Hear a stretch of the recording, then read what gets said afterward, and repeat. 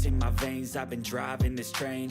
Years in this lane, there's no stopping this flame. Cause I came to the game and I changed it to play how I like, rearranged it to my own domain. Yeah, I got what it takes, made lots of mistakes, taking shots, skipping breaks, feeling lost, feeling great, popping off, singing straight, never stopped, never changed. All the squad here to play, and I've got something to say, yeah. I work hard each and every day, I get lost in the words I say. I don't push pause, no I push play. I won't stop till I make a change. I withdraw on the things I make. I turn flaws into flawless traits. I build tall, never capped in space. I won't stop till I hear him say, oh, la, la, la, la, la.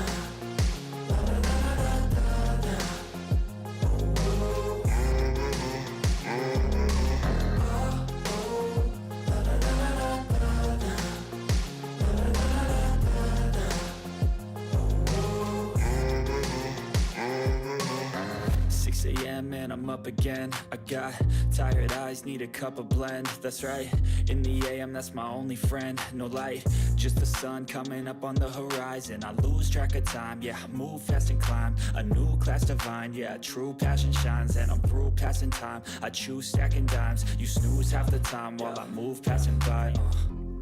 I work hard each and every day, I get lost in the words I say.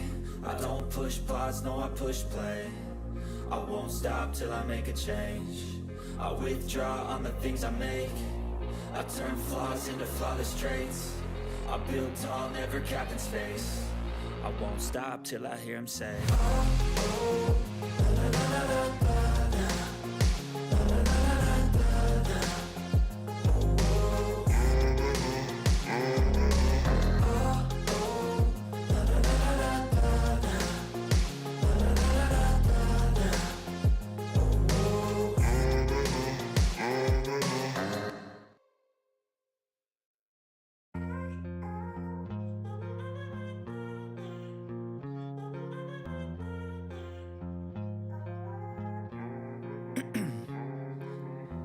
In my veins, I've been driving this train. Years in this lane, there's no stopping this flame. Cause I came to the game and I changed it to play how I like, rearranged it to my own domain. Yeah, I got what it takes, made lots of mistakes, taking shots, skipping breaks, feeling lost, feeling great, popping off, singing straight, never stopped, never changed. All the squad here to play, and I've got something to say, yeah. I work hard each and every day, I get lost in the words I say. I don't push pause, no I push play. I won't stop till I make a change. I withdraw on the things I make. I turn flaws into flawless traits. I build tall, never capped in space. I won't stop till I hear him say, oh, la, la, la, la, la.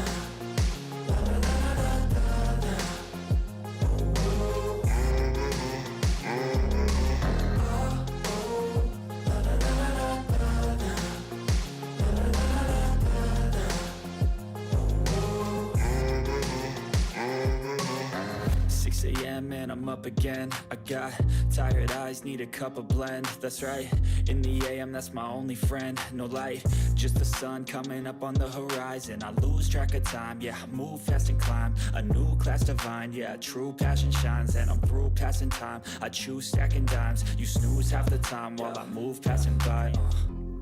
I work hard each and every day, I get lost in the words I say. I don't push pause, no I push play. I won't stop till I make a change. I withdraw on the things I make. I turn flaws into flawless traits. I build tall, never capped in space. I won't stop till I hear him say, oh, la, la, la, la, la.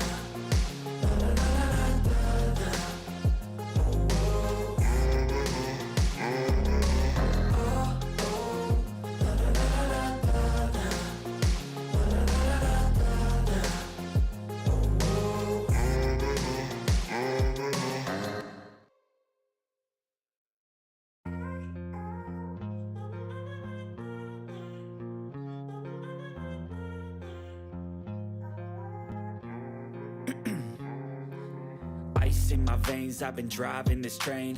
Years in this lane, there's no stopping this flame. Cause I came to the game and I changed it to play how I like, rearranged it to my own domain. Yeah, I got what it takes, made lots of mistakes, taking shots, skipping breaks, feeling lost, feeling great, popping off, singing straight, never stopped, never changed. All the squad here to play and I've got something to say, yeah. I work hard each and every day, I get lost in the words I say. I don't push pause, no I push play. I won't stop till I make a change. I withdraw on the things I make. I turn flaws into flawless traits. I build tall, never capped in space. I won't stop till I hear him say, oh, la, la, la, la, la, la.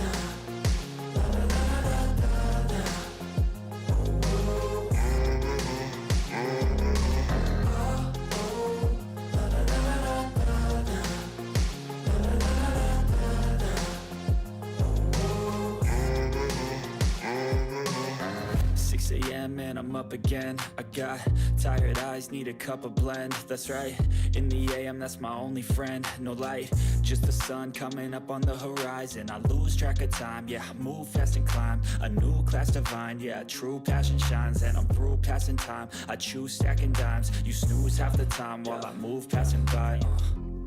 I work hard each and every day, I get lost in the words I say. I don't push pause, no I push play.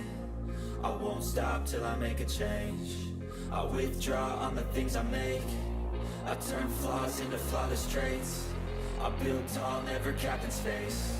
I won't stop till I hear him say, oh, la, la, la, la, la, la.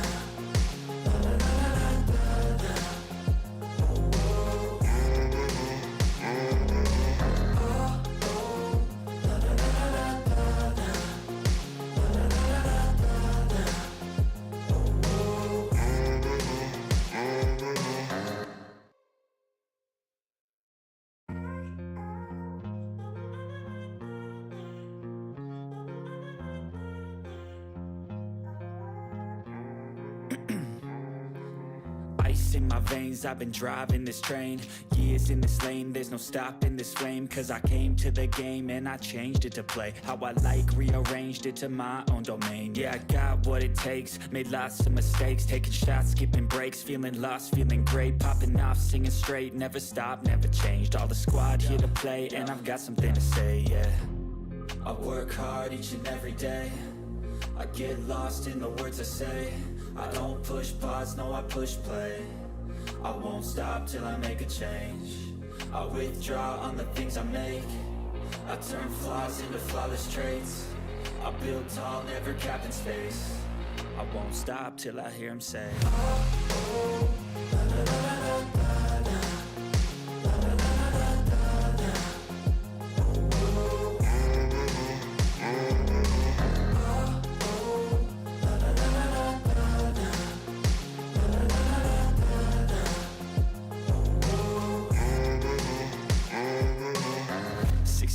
And I'm up again. I got tired eyes, need a cup of blend. That's right, in the AM, that's my only friend. No light, just the sun coming up on the horizon. I lose track of time, yeah, I move fast and climb a new class divine, yeah, true passion shines. And I'm through passing time, I choose stacking dimes. You snooze half the time while I move passing by. I work hard each and every day, I get lost in the words I say. I don't push pause, no I push play. I won't stop till I make a change. I withdraw on the things I make. I turn flaws into flawless traits. I build tall, never capped in space. I won't stop till I hear him say, oh, la, la, la, la, la, la.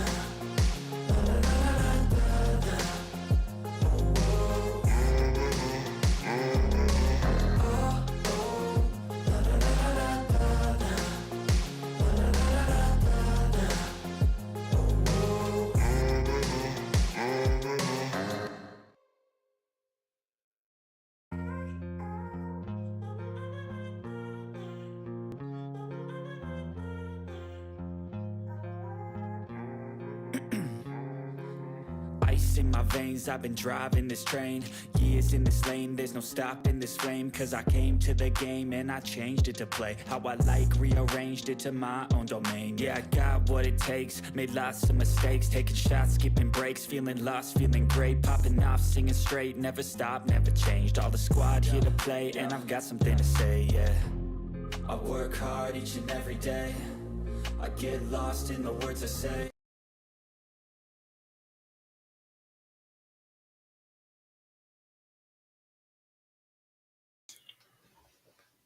Yes, good people. Big up to all of you. I appreciate you all finding the time to join me this particular morning on this particular edition of the Blue Morning Show. I hope you're all doing well. Thank you so much. We don't have the intro. That's because we still have a lot of work going with the reinvention of the studio. I do it alone, plus other stuff I have going on, and those stuff alone are huge enough to keep to keep me occupied without the space to do anything else. But I will manage, which is why we're looking for co-hosts, hosts. If you have an idea for your own show, just hit me up. But that's, by the way, we have a few news items lined up to discuss this particular morning, and then we're going to Chelsea's home win against arch rivals Tottenham. Nobody gave us a chance. Everybody thought they were going to smoke the floor with us, and I'm actually making a delicious YouTube shot about that. But that's, by the way, I hope you're all doing well. I appreciate you all finding the time to join the show this particular morning. We don't have too many people in the chat, but I'm going to say hello to them. And my bro, Vic is in the house. Vic, I appreciate you finding the time to join the show this particular morning. I hope you're doing well. Thank you for all your support. Happy Friday, top of the morning. Coach says, top of the morning to you too, brother. I hope you're doing well. And what's buzzing, by the way? And Bobby is also in the house with the question I've answered also. Bobby, I think you should actually be asking where I'm okay first, because I do the same if I haven't seen you in a while, or if I feel like any things aren't going right. That's just my comment there. And Vic, let's see anything else you have there. Keep dropping the likes on the stream, people. The likes to go along with the coaches back. How was your Maldives vacation? I didn't go on vacation. I did not go. Reinvention of the studio. Plus, I am expecting another addition to the Blue Squad in a few days. So my wife isn't that strong anymore. All the home responsibilities fall on me, but I'm coping with it. It's just that it isn't easy, and I'm really, really serious about adding more people uh, to the adding more people to the team. If you're interested, do let me know. Big up to you too, Aka. I hope you're doing well. I appreciate you finding the time to join the show this particular morning, and we shall start addressing the items we have lined up here. Just give me 1 second. The first item, let me go like this so you can see it. Maybe like this. There you go. CFC Bayern. It's a source that I don't know that much. I don't know whether I should trust them. I don't know whether they're full of it or whether they spit and fact. It says Hansi Flick is now a strong candidate for the Chelsea job. If you're in the chat, I'm asking you, what do you make of that? I'd say I don't want him at Chelsea. I know he did well at Bayern, won the Champions League and all that, but I still say I don't think he's pragmatic enough to do well in the Premier League. I think his case will not be different from that of Postecoglou, who knows only a single way to play and doesn't compromise. I think he will struggle in the Premier League, especially with this young squad. That is my opinion anyway. I'd rather we stick it out with Mauricio Pochettino than bring in Hansi Flick. But I want to hear your opinion if you're in the chat. Keep dropping the likes on the stream, people. The likes do go along. We appreciate you all finding the time to join the show this particular morning. So yeah, for me, Hansi Flick, it's a huge no. But then again, that is just my opinion. Let's see what you have to say about that. Comments. I'm going back to the comments. AB is in the house. Big up to you to AB. If you're in the chat, I've asked the question. We have about 2-3 items lined up before we get into talking about the home win against Tottenham, of which nobody gave us the chance to win. A lot of people believed that we were going to lose that particular game, but we won. So yeah, I'm happy. It convincingly, actually, could have scored even more goals. Just give me 1 second here. Max has asked the link to the panel.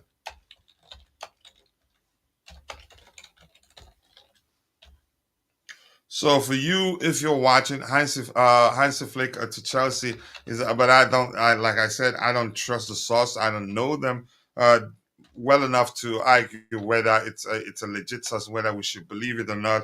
But there are reasons why I argue. Chances are it's just the Twitter Junos and the usual with the usual tactics of exploiting our vulnerability or just recalling some past events and knowing that it will get us to believe a particular story and putting it out there, such as Heinz Flick being at the stadium last season on the ground Potter when we were struggling. Rumors were at the time that he was the one that was going to take over. But some people argued that he was at the stadium to watch Kai Havertz because Kai Havertz was still with us at the time. But that's by the way, keep dropping the likes on the stream, people. The likes do go a long way. And Supreme Woods is in the house. I appreciate you finding the time to join the show. Hansi Flick as the next Chelsea manager, of which right now I don't believe the story, but because it's out there, I just want to talk about it. What do you think? Do you think it's a move that makes sense? Or do you think the club should just not? For me, I'd say that is my opinion. Once again, I don't think he'd do well in the Premier League if you ask me. His approach to the game risks too much, and in the Premier League, there's such an as risking too much. If you, when you risk too much, which means you're not interested in being as pragmatic as you should be to win the league or do better in the Premier League. And Postecoglou is learning that the hard way. And after that trashing away against them, I learned that that he's not going to do well in the Premier League, except if he changes. And it doesn't look like he's going to change. I doubt it's happening. I doubt it too. But if the possibility is there, is it something you'd like to see happen? That's the question I'm asking. Keep dropping the likes on the stream, people. The likes do go a long way. How many people do we have watching in total? 34 people, but only 10 on 10 on YouTube, and I don't blame them. That's because we haven't streamed for a while. But we'll try to stream as consistently as possible from now on.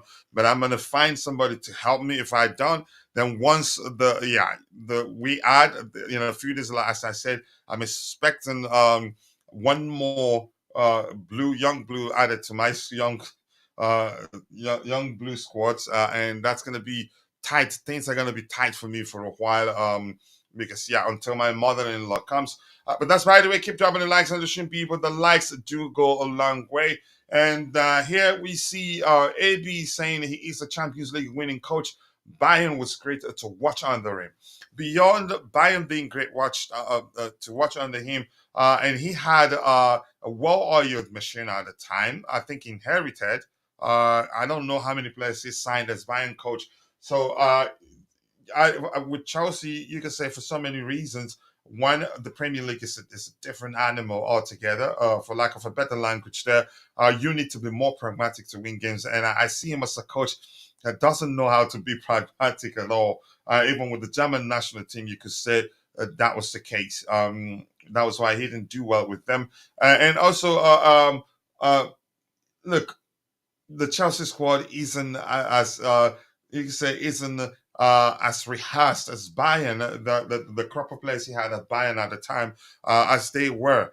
So it's I don't think I'm not going by the fact that he won the Champions League and the Bundesliga. Was it 3 seasons, 2 seasons in a row? I can't quite remember. It's a huge risk. I'd rather we keep Mauricio Pochettino to continue with the progress we've seen, no matter how little you think you are. It is Dan go for Hansi Flick, and I've told you, in my opinion, he doesn't know how to be pragmatic. But that's just my opinion anyway.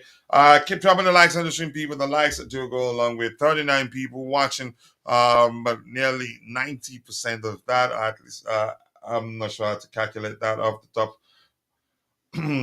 off the bat. But only 12 people on YouTube, but that's okay. And we're just 90 minutes into the show, and we have 12 likes. And quickly, I want to appeal to those of you who are watching, but for one reason or the other, you're not able to participate in the chat. Just know that we appreciate you, and that's because you watching alone does go a long way.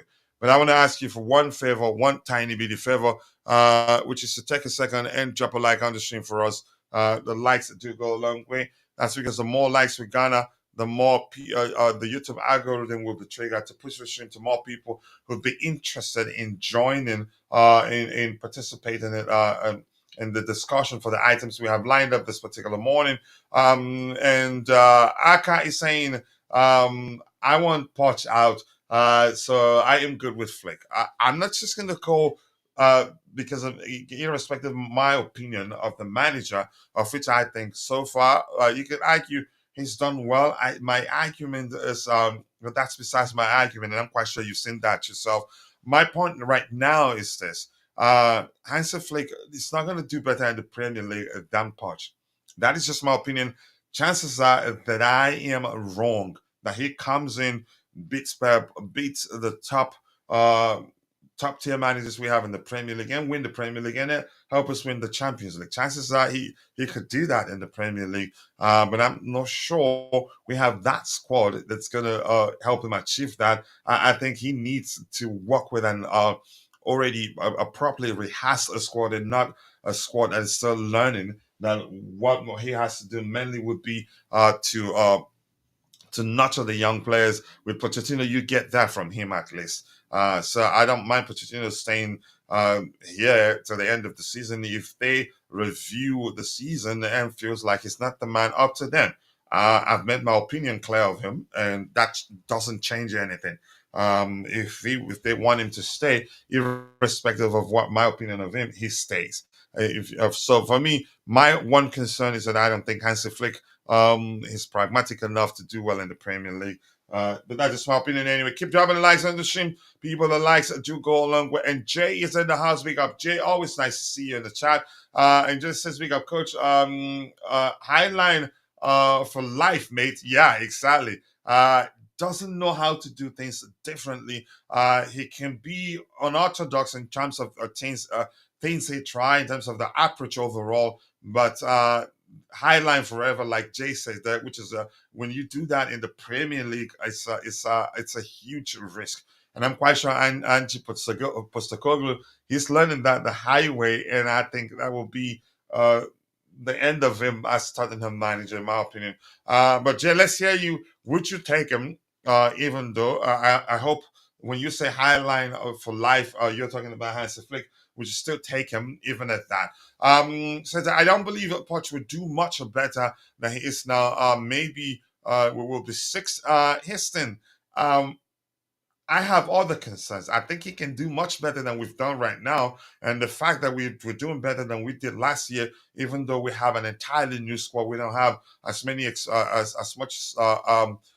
much as experienced players as we had last season on the three managers actually. In Thomas Circle, what's his name, Graham Porter, four. And then his Graham Porter's deputy at the time is, I don't know if deputy is the right word, and then Frank Lampard, in my opinion. So yeah, let's see what else we have here, Coach. Do you think our young squad has improved since the start of the season? I think they've improved.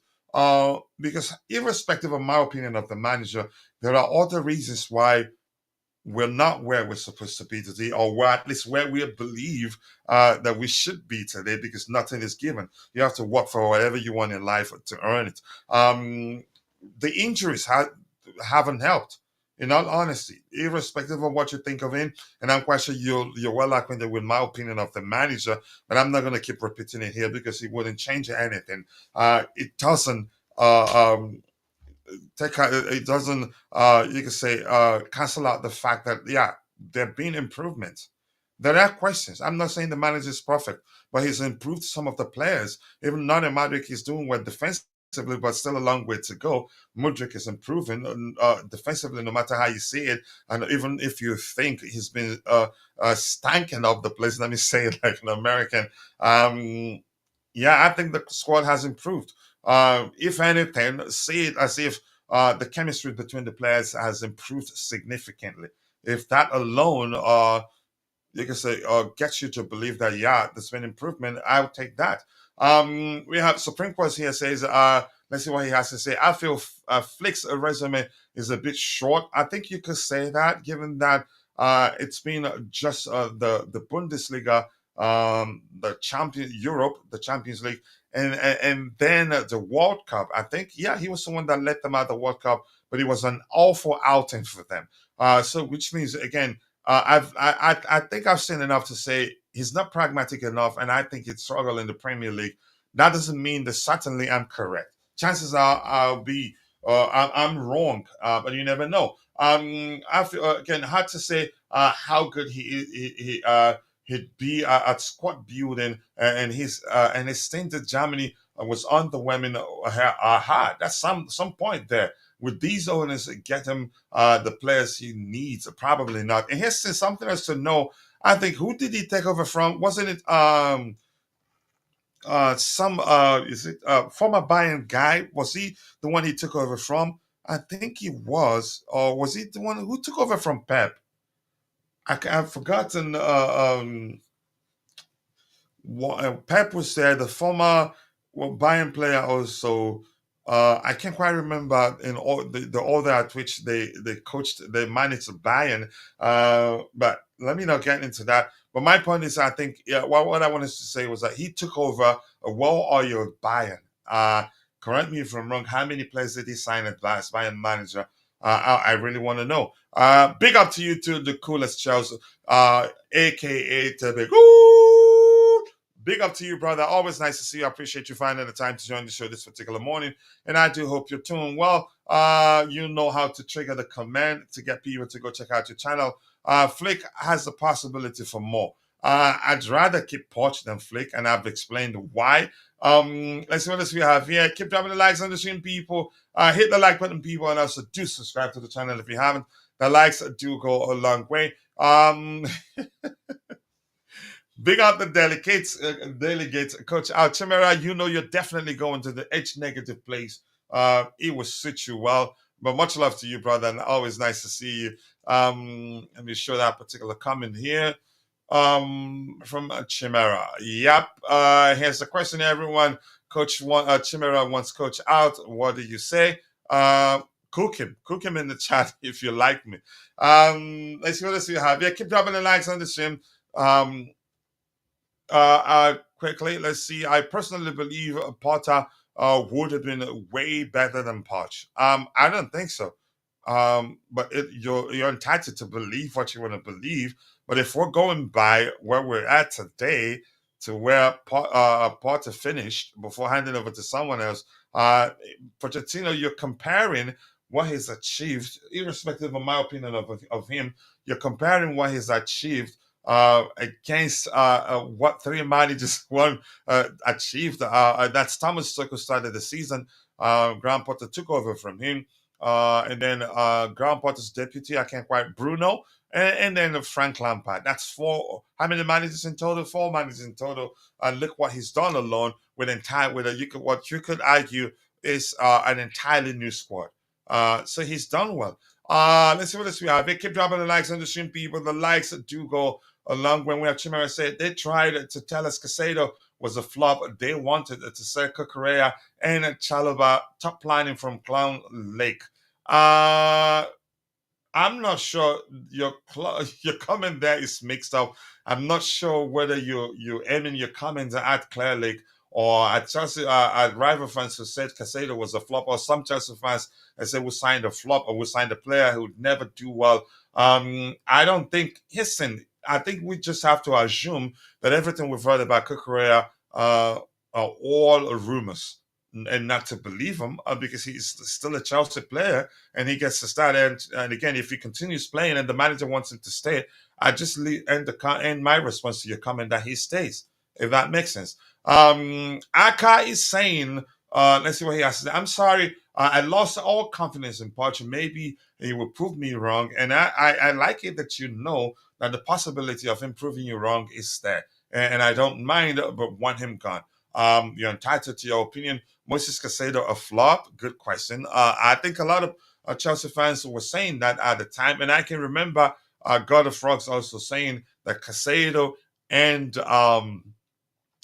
what's the name, Enzo Fernandez are both absolute, you can say, nonsense players, probably driven by his love for Conor Gallagher, of which I respect. I'm going to say he's not my favorite Chelsea player, but I've always said people aren't paying attention to what he brings to the table. He's unique.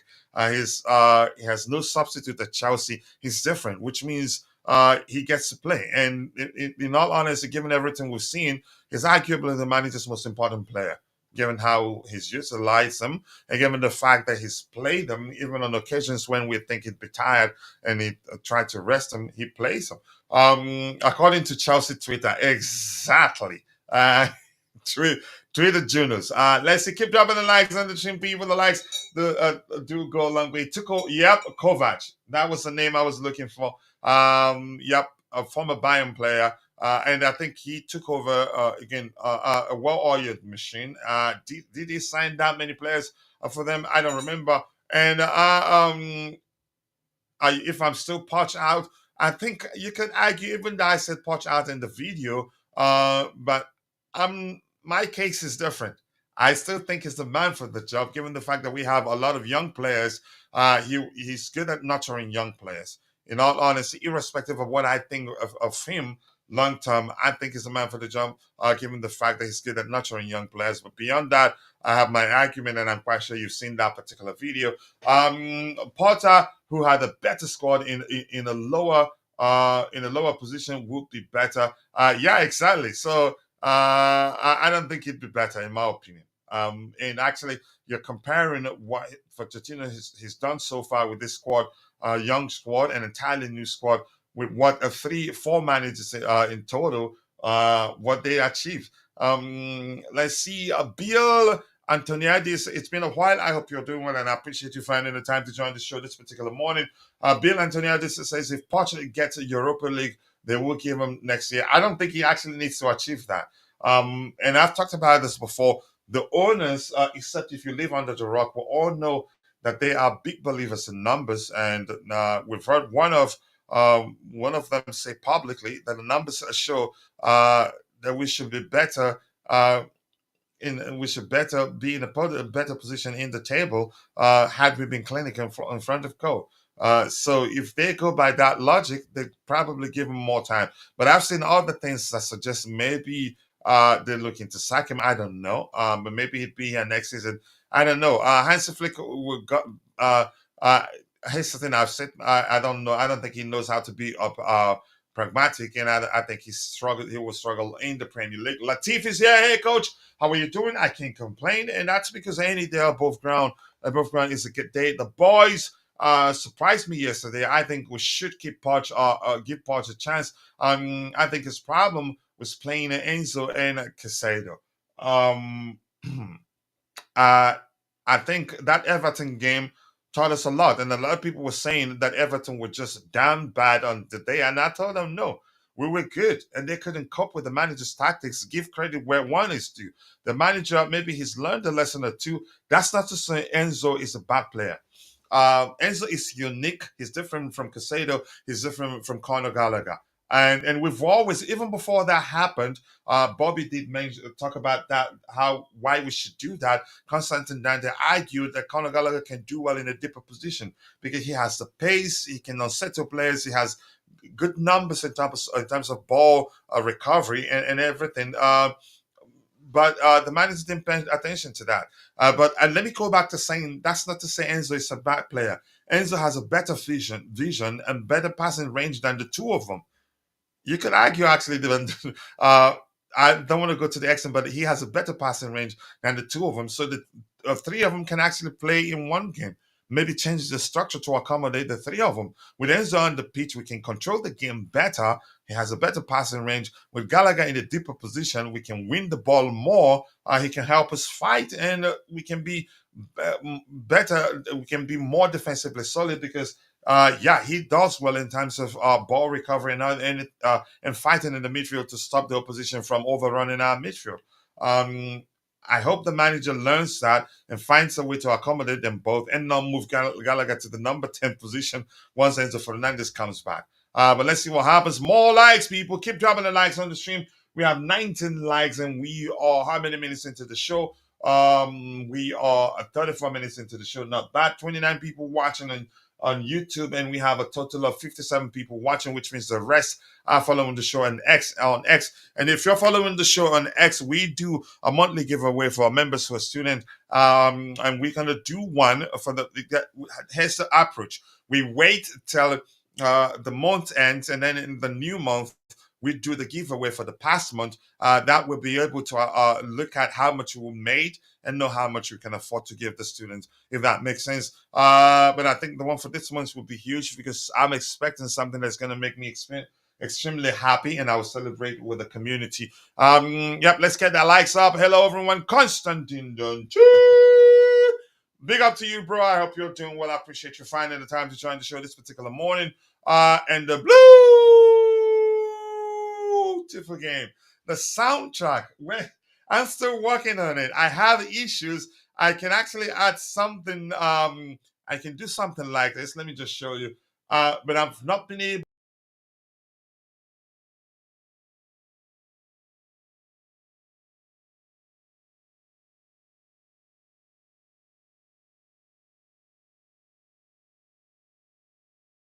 We're still working on it. I have fireworks. You see the fireworks. You see the balloons. Everything. But I'm still a lot of you can say reinvention work going on in the back end. But that's, by the way, more importantly, nice to see you, bro. I hope you're doing well. Dante out indeed. One word with hashtag. I think exclamation mark. See how Coachella is tapping. Okay, let's trust Podge one more season, Coachella. It's not my decision. Whatever happens, I'm all for it.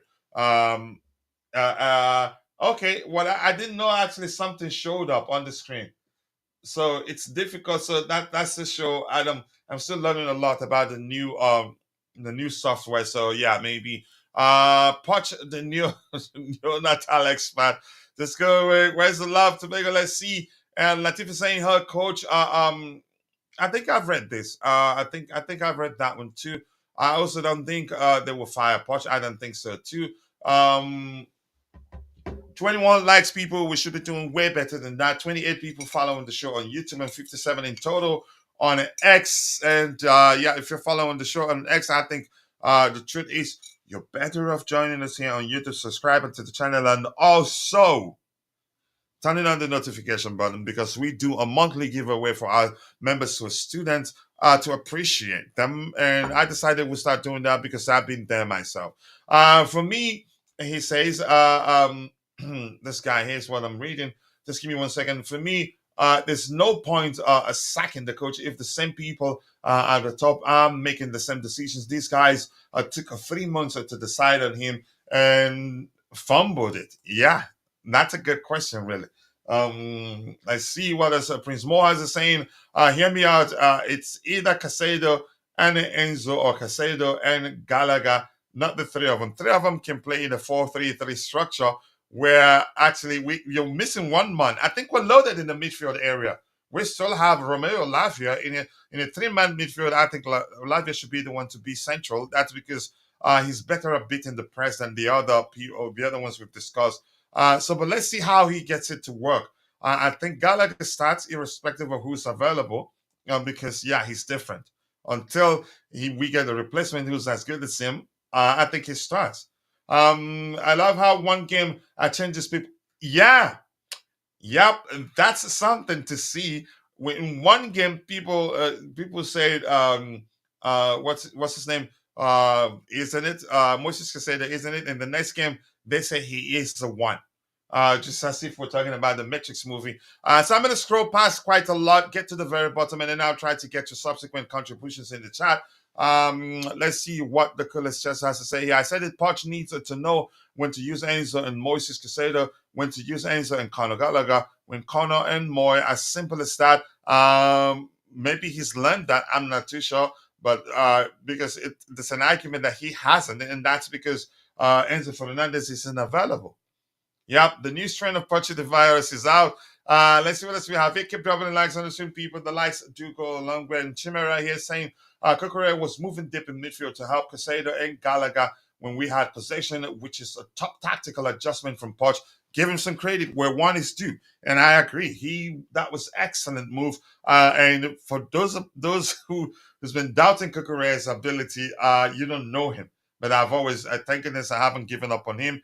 And one player I'm not going to give up on also is, I'm not going to give up on what's his name, Mykhailo Mudryk. That's an excellent player in there, a difference maker actually. He's not a basic player, but I think the manager has to find a way to bring the best out of him. Seems like he's copying Pep, possibly. Let's see. Long may that continue, in my opinion. Supreme Quads is saying here, Enzo is still good, but his midfield partners don't quite complement him. That's the argument. But here's where I have an issue. A lot of people, even content creators, starting to sound like the questioning Enzo Fernandez ball playing ability. It just doesn't make sense. Because we find a combination that works doesn't mean that Enzo cannot play. We still need to find a way to accommodate him. He's different. He's different from Gallagher. He's different from Moises Caicedo. He's different from Romeo Lavia, which means all the players we have do complement each other. We just have to find out what pairing works. As simple as that. Blank screen. Yeah, I was trying out a lot there. It doesn't work. So I'm going to scroll to the very bottom and now try to get your subsequent contributions in the chat. Let's see what we have here from who. Supreme Quads, a long one. I really like the way Cucurella is being used as an inverted fullback. It really adds more to our midfield numbers and gives our wide men more space to drive at the defense. Let's see how it works. I think he does well there. He's good on the ball, doesn't panic if you think you've marked him out. He has a knock. You can say he has the ability to find passing lanes where you don't know one exists. And I've been saying that 1,000 times. That's because as a player I know very well. Look, my player analysis isn't cheating. Once I tell you I know a player well, believe me. All I can say is our fans and pod should not get excited. If this the most important lesson I've learned, given the crop of players we have right now, is that don't get excited. It just seemed as everything you see is temporarily, nothing is permanent. And that I expected that coming into the season, not because we have an entirely new squad, which a very young squad. Also, that's two factors there, and that mean two factors that mean that consistency isn't assured. Yep. And I'm going to move on from that. Let's see. What Chimera is saying that we don't just go after the directors and Clown Lake. When we lose, we should keep the same energy. When we lose to, yeah, exactly. Give them. I think Houston. Let's see what he has to say. Did that freeze? Did it Portugal? Portugal play Lavia in 10, rotate with Gallagher. Let's see what happens there. Did I see something here? Somebody, well, it looks like somebody. Okay, this one here is the comment I'm looking for. And after that, I'm going to try to scroll to the very bottom. Let's see. Portugal's copying Angie because he plays Rio like that. So he was matching up, which is good to see actually that he can think past one tactic. It's a good thing. But Angie doesn't. And maybe he should do that consistently. I think he helped to balance our midfield out. Even if that was what he did, then he should do it again. And Postecoglou doesn't look like it's going to last at Tottenham. And I told you that given that away win against them, I learned that he simply doesn't know how to be pragmatic, doesn't know how to change it up. He's so stubborn, just like Marcelo Bielsa, that I think if it doesn't change, if he's still at Tottenham next season, if it doesn't change, nearly every team will get results against them. Yeah.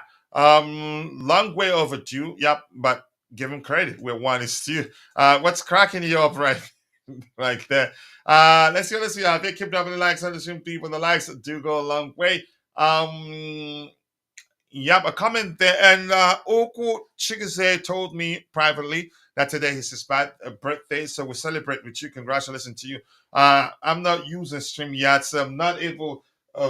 Still, you can say, learning a lot about this new system. I don't know how to play the fireworks. I don't want to give it a shot. The screen will just go blank. So I apologize for that. Until I learn how to use it effectively, that's the only time I do that. Okay, let me try this and see if it works. Then I'll try to use it if it is part of it. Let's see. Angie will last. He's got the players to play what he wants, and where has it gone for them? With them, I don't think he will last. If this continues next season, I think he loses his job. In my opinion, I think he's just way too. you could say, way too stuck with his preferred approach and not even considering changing things around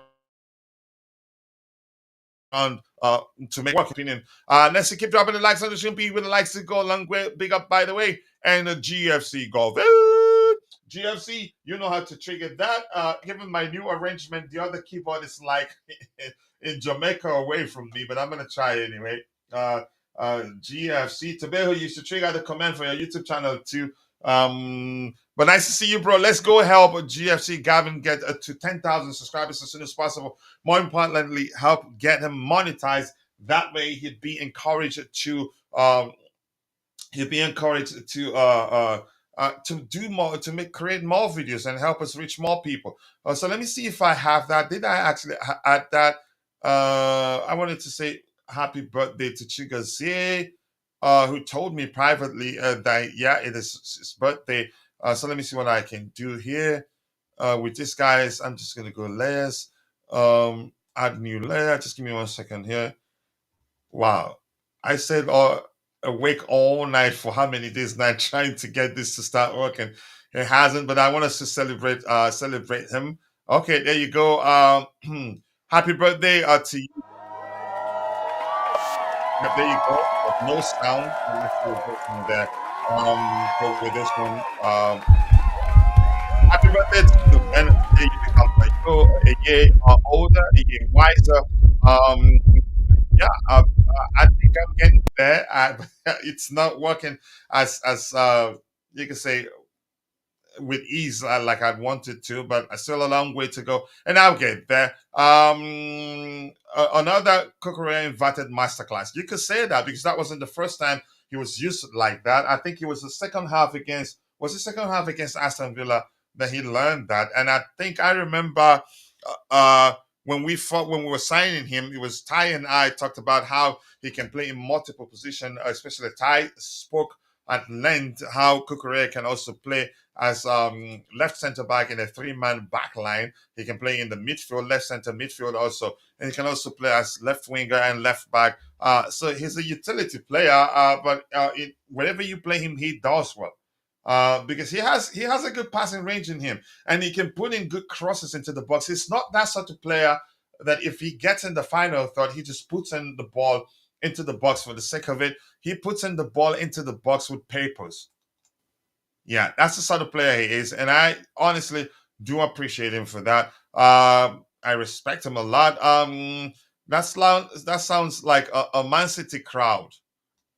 Did you hear any sound when I played that? Because I couldn't hear anything on my own end. So maybe I'm still making a lot of mistakes. When I played the balloon, did you guys hear anything? We're still learning how this particular system works together, if you're with me. We have how many people in total? 64 people watching, but nearly only it's 55% of those on YouTube. That's 34 people following the show on YouTube, 25 likes. And quickly, I don't know if I've done that already. I want to appeal to those of you who are watching, but for one reason or the other, you're not able to participate in the chat. Just know that we appreciate you. That's because you watching alone does go along with. So thank you, and thank you for finding the time to join the show this particular morning. Just give me 1 second here. I want the fire here. Let's go with this one for a while. I like it. Sorry if you don't like it, but I really like it. So let's go move on to the next item we have lined up here, which is this one here. We get to the match review exercise as soon as possible. And this reads, Chelsea new chiefs are understood to be paying a serious mind to selling Conor Gallagher, in part because raising funds from selling homegrown players boosts profit and sustainability rules of PSR compliance. And who's Nick Purewell? I think a lot of people are spewing nonsense. For a club as big as Chelsea, or let me say, for a big club as Chelsea, usually the priority is to keep our best players. And if Gallagher, in my opinion, no matter, irrespective of what you think of him, and I'm going to say this, he's not my favorite Chelsea player, but I've always told people, even if you don't like him, respect the fact that he's one of our best players this season so far. Respect what he brings to the table. And we're seeing how that can be utilized to the max to actually help us win games. I said, look, if the manager wants him to stay, he stays. It's as simple as that. Everything comes down to the manager. I'm not going to even look at the owners, and I'm not going to even read the nonsense we have out there and believe that that's the case. If the club wanted to sell them, they could have sold them a long time ago. Like they had an offer. I think we were told 30 million plus on the table, and they didn't sell them. If they wanted to sell them, they wanted to push them out. That a lot of people are making it out to be. They could have just said, you know what, yeah, you have to go. Sorry, you're not needed here. If you get my opinion there, but that wasn't the case. So I'm not sure. I don't want to believe this, and I don't know who is Nick Pure. Is it Purewal? I don't know how you pronounce his name. And the next item we have here, keep dropping the likes on the stream, people. The likes do go a long way. 66 people watching, only 35 on YouTube. That's not bad. 28 likes. We can do much better, even though we haven't streamed for a few days now. And I've told you why we're reinventing our streaming tools. Wanna also use live timers when we do watch alongs. Use the logo for the clubs that are playing when we do watch alongs. That would take a while for me to get there. So yep, you guys deserve the best, and that's why I'm working hard. Although there are all the stuff making it even more difficult. Like I said, I'm looking forward to adding one more young blue to my family in a few days. And I'm going to celebrate that with you guys with a serious giveaway. So there's a report here I'm looking at. This one. Okay, let's read this one. Alfie Gikri is talking about Mauricio Pochettino. He's given me a lot of confidence and got me to keep believing and do my thing and play my football for Chelsea. Alfie Gikri, by the way, he was good. And you could argue he didn't put the foot wrong yesterday. He keeps us calm and tells us what to do. We're all still learning, and the support is brilliant. I feel like he believed in me after I came on after my debut at Palace. He started pushing me even more. I got my first start and built a good relationship with him from there. Good to see young players get a chance yesterday. And who was that? Was he 17? Achibong. Achibong, isn't he? Is he 17? I think he's 17. We were told. Some report, one more report, a few reports there. Yeah, nothing new there. I've always said that I think Trevor Chalobah is one of the most underrated players at Chelsea.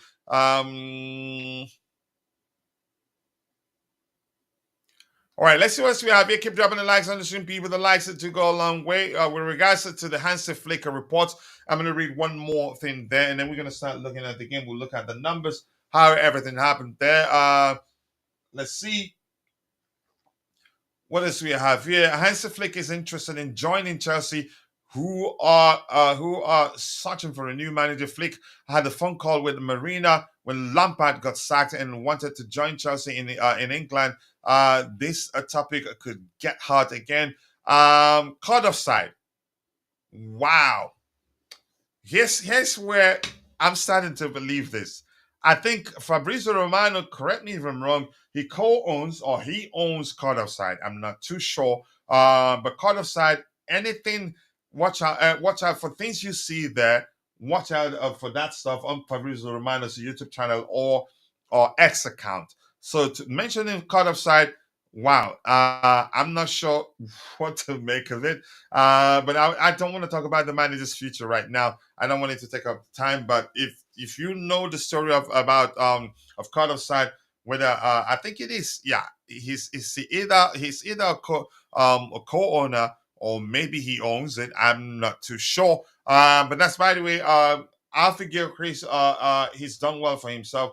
And long may that continue. I hope he stays. But if he's here next season and it turns out that he's not going to be playing quite a lot, I'd rather the manager let him go on loan, whoever is the manager at the time. But I still think it still be Pochettino, in my opinion. I keep dropping the likes on the stream, people. The likes do go along. I appreciate you all finding the time to join the show this particular morning. 15 comments that I haven't read.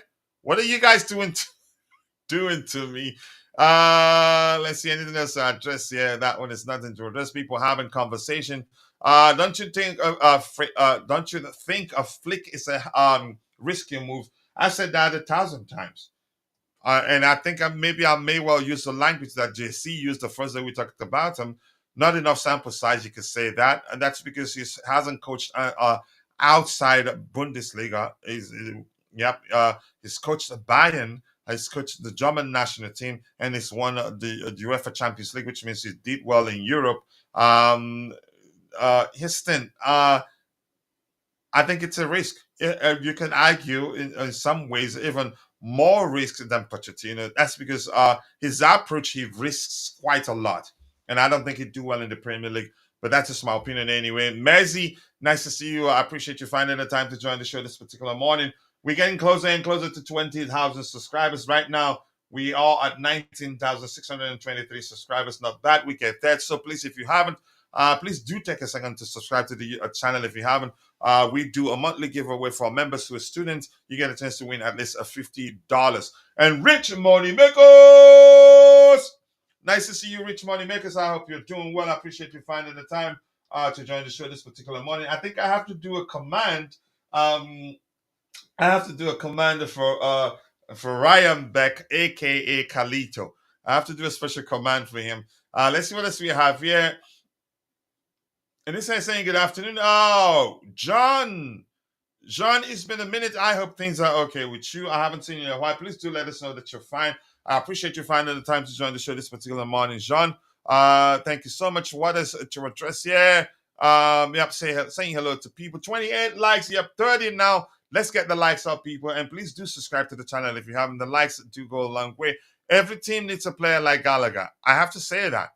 Yep, I have to agree with that. And I've said that 1,000 times. Even though I'll tell you he's not my favorite player of Chelsea, but at least you have to learn to respect what he brings to the table. He's unique. And for me, he has no substitute at Chelsea. And that has led to him being one of the manager's most important player. Everyone needs to hit the like button, people, and also do subscribe to the channel if you haven't. The likes do go a long way. And not if the player himself wanted to stay. They clearly still wanted him gone. How do you know that they wanted him gone? Thank you so much, Rich Money Makers 17. Can you say what? Who's 17? Okay, the player that made the debut, Archibong. Yep. And he didn't look out of place. He looked confident, and I like that. Coach, saying, Coach, why is Gallagher's banner so big? if banner size is linked to a player's success, that makes him the club's greatest player ever. Houston, as much as I think he's done well, and I think he deserves to get one, the question is, where's N'Golo Kante's banner? I think there's a bit of a bias there, in my opinion. As much as I think he deserves one, he's done well and deserves all the credit he gets from people who respect him and understand what he brings to the table. I think that begs the question there. But I get where you're coming from. I wish I could use the laughter effect and everything I have here. Kalito is in the house. Without Mickey, VDV, Spurs would lose 5-0 each game because of Jackson's dynamism. Jackson is a good player. I think people give up on him too quickly, and the good thing is a lot of people are learning that he's an excellent player, in my opinion. He doesn't have to play as a number 9. If we do sell Gilchrist, empty his pocket first. Spurs want some. They want some. They want Son back. Yeah. Oh my goodness. They want Son back. You can argue that. I think I like that one. Shoes. I can't find the uploads there, but that made me happy. So let me play this for you. I don't know why. I still have a lot of work to do to get this to work properly, and it will take some days. So we're doing some reinvention that will go a long way. Let's see what else we have here. Everyone hit the like button, people. 32 likes. We should be doing way better than that. Big up to you, Weez Paparazzi Beats. Nice to see you, brother. I hope you're doing well. That banner, I'm not gonna complain about the banner anyway, but I think the beautiful game, he succeeded in getting me to talk about the banner. The banner was humongous. Yeah, I like that. We need a bunch of other players on the banner. Yeah, I think I need to see N'Golo Kante banner. Has it happened already?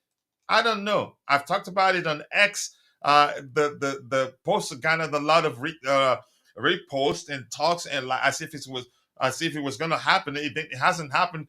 Gallagher saw his banner and said, "Oh, hold my dog collar." He did well. I think he did well in that game, in my opinion. Keep dropping the likes on the stream, people. Coach in slow motion. Am I? It has to do with my connection. I think a lot has to change for everything to work very well. The new system uses a lot of um. Oh, who's here? Bobby is there. Roger is here. There you go. You guys have joined me, so I have to change to this one now. The other one will not work. I, gosh, this is a serious learning process. But there you go. I have you both now on the panel. Sorry about that. I wasn't paying attention. Still learning a lot about this. Keep dropping the likes on the same people. The likes do go along with Bobby. Thank you for typing that there. It led to me paying attention to what's going on. Jude, the CEO of Jingles, Chelsea FC Jingles, I think Potter should be allowed to see his contract through. I'm not talking about the manager's future again. It's up to the owners to decide. I've made my opinion clear.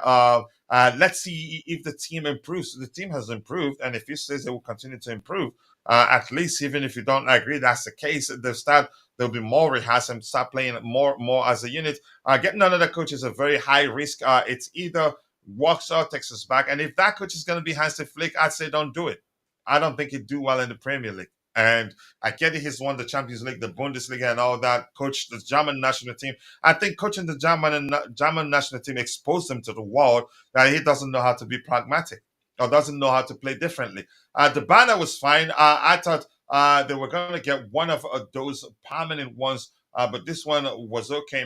Here's saying I don't have an issue with it, but the beautiful game has gotten me to read that. But I'm still asking when is N'Golo Kante's banner. If it hasn't happened, he deserves one in my opinion. Let's see. Coach, I don't. Yep, I've read that one. Keep dropping the likes on the stream, people. The likes that do go a long way. I'm gonna bring in those we have there because we don't have too much time, and I've been waffling everything alone here. Let's hear you. Who joined first? Bobby joined first. Bobby, big up, and thank you so much for finding the time to join the show this particular morning. Bobby, let's hear you. First of all, I hope you're doing well, and Roger, I hope you're doing well too. Bobby, let's hear you the positives and negatives from that game. Or if you want to speak about, let me see what we have here. We talked about Heinz Flick being linked, and here that's we talked about Conor Gallagher's somebody saying who's that Nick Pure. Well, I don't know who that is, suggesting that the owners are still looking to sell him. And I said I don't. If the manager wants him to stay, he stays, and hopefully they agree in terms of because he has 1 year left on his contract. Chances are again he's which definitely means his contract situation comes into play. Hopefully they'll get him to sign a new contract and stay if the manager wants him to stay. But Bobby, if you want to talk about those two items I've mentioned to you, and also talk about the positives and negatives, I don't think I didn't see any negative. We beat them. We beat them convincingly, in my opinion. Maybe I need to watch it again to see any negatives. Uh, but over to you, Bobby. You go ahead. You have the floor. Yeah, big up, coach. Roger, my brother, Hola. it's always good to be on the platform with you. Ro- Yeah, Roger, your brother, coach your enemy. yeah, last night I spent a good deal of time with Michi boy. Look, coach, I can, in general, say the good side of the Chelsea fan base is the match-going fans, both home and away. Largely, in fact, definitely away, largely home. The worst side of the Chelsea fan base is social media. But it's all good for content creators like you, although some content creators are the culprits of the worst side of the Chelsea fan base. Look, a very, very good thing happened yesterday. Something that the fans I had hoped would be more focused on. Gallagher had a well deserved banner, a banner that was, as far as I'm concerned, a clear message to the owners. Pochettino made some truthful and bold statements to show everybody he's not a yes man. But Chelsea fans will always find a negative, won't they? Chelsea beat Spurs 4-1 at White Hart Lane. Their complaint is Spurs had too players sent off, and despite missing a litany of chances, which they did yesterday as well, we could only score 4 goals after close to the end of the game. You know, Yeah, there's yeah, and after they always received two red something. cards, right? Yeah. Arsenal play Chelsea with barely any real players in Chelsea. You'll never hear Arsenal fans talk about it. The referee more or less gifted them 2 goals that, if you look at the way VAR scrutinized Chalobah's goals, if that goal, especially the third one by Havertz, had been looked at, the foul on Jackson would have had that goal ruled off. But nobody cares. It's against Chelsea. So we're all stum about the disadvantage, clear disadvantage Chelsea have had and have all had and have always had in the past 5 years playing Arsenal. It's always negated. But Chelsea beat Spurs, and everybody, some content creator was saying, "Oh, it's an embarrassing win." Embarrassing for who? Speak for yourself. And to crown it all, we beat them again this time, not conceding. Jackson, that they complained about, scored a hat trick before, scored again. Bobby, What does Bobby, that tell you? don't tell Roger he scored with his head too. Exactly. What does that tell you? Look, I'm saddened by the poison in our fan base. I think they perpetuate a lot of the negative stories. Look at it. We have a beautiful poster about Gallagher. What are people doing? Oh, the owners have made up their mind to sell Gallagher. Really? Who told you that? What? 24 hours after the poster came up? Why? What are you doing? Why are you posting that nonsense? There's always somebody trying to bring some nonsense. Pochettino speaks his mind quite truthfully. I thought he gave an excellent press conference. Yes, he does need time if he's to implement his ideas. If there's one mitigating circumstance he has, is that he's never had a team all season. And I'm no Poch fan, believe me, I'm still angry with him about the Carabao Cup, but you can't take that away from him. And the odd, excellent performance that he puts through, like he did yesterday, is a perfect example of the potential that this team could be if they were stable. People talk about experience. Well, Poch made a very clear point yesterday, and that's what you get with youth. He said it's not about bringing in star names, because compared to Chelsea, Tottenham was completely star-studded on the bench and on the pitch, and brought on stars off the pitch and on the pitch from the bench. He said it's about the commitment to the team ethic, and we saw that in abundance yesterday from those kids. One of which, to answer your question, young Achipong, was 17 years old. And I And did he didn't mention, look out of place. I'm sorry, Bobby. He didn't look no, out he of d- place. he didn't, and not to mention young 18-year-old Cassaday. And I did mention on Michi Boy's platform yesterday that I would love to speak to Roger, because he's our resident lawyer and our hobbying statistician, and he would actually probably tell us that Chelsea team we fielded is probably the youngest team in the Premier League this season, because it was without Thiago Silva. They had a couple of 17-year-olds on the bench, two of whom actually came onto the pitch. And the oldest player was, I believe, 26 or 27. Is it Cucurella? He was the Affirmative. senior player. So this was an extremely young team, from already the youngest team in the Premier League and the second youngest team in the top flight of European football. Look, we have to put perspective into everything. As I said, I'm not a great fan of Pochettino, but I saw the eye of the tiger last night, and I love that. I want to see fire in the belly of my coaches, because that transmits into the team and their performances, and that brings trophies. So all these people salivating about Jose Mourinho, yeah, I believe Mourinho somewhere in his heart is Chelsea, but ultimately Mourinho is about Mourinho. That's why he went to Spurs. people salivating about Antonio Conte. That's another one they're putting out there. I believe Conte will be more damaging to this team than Mourinho because of the way he is.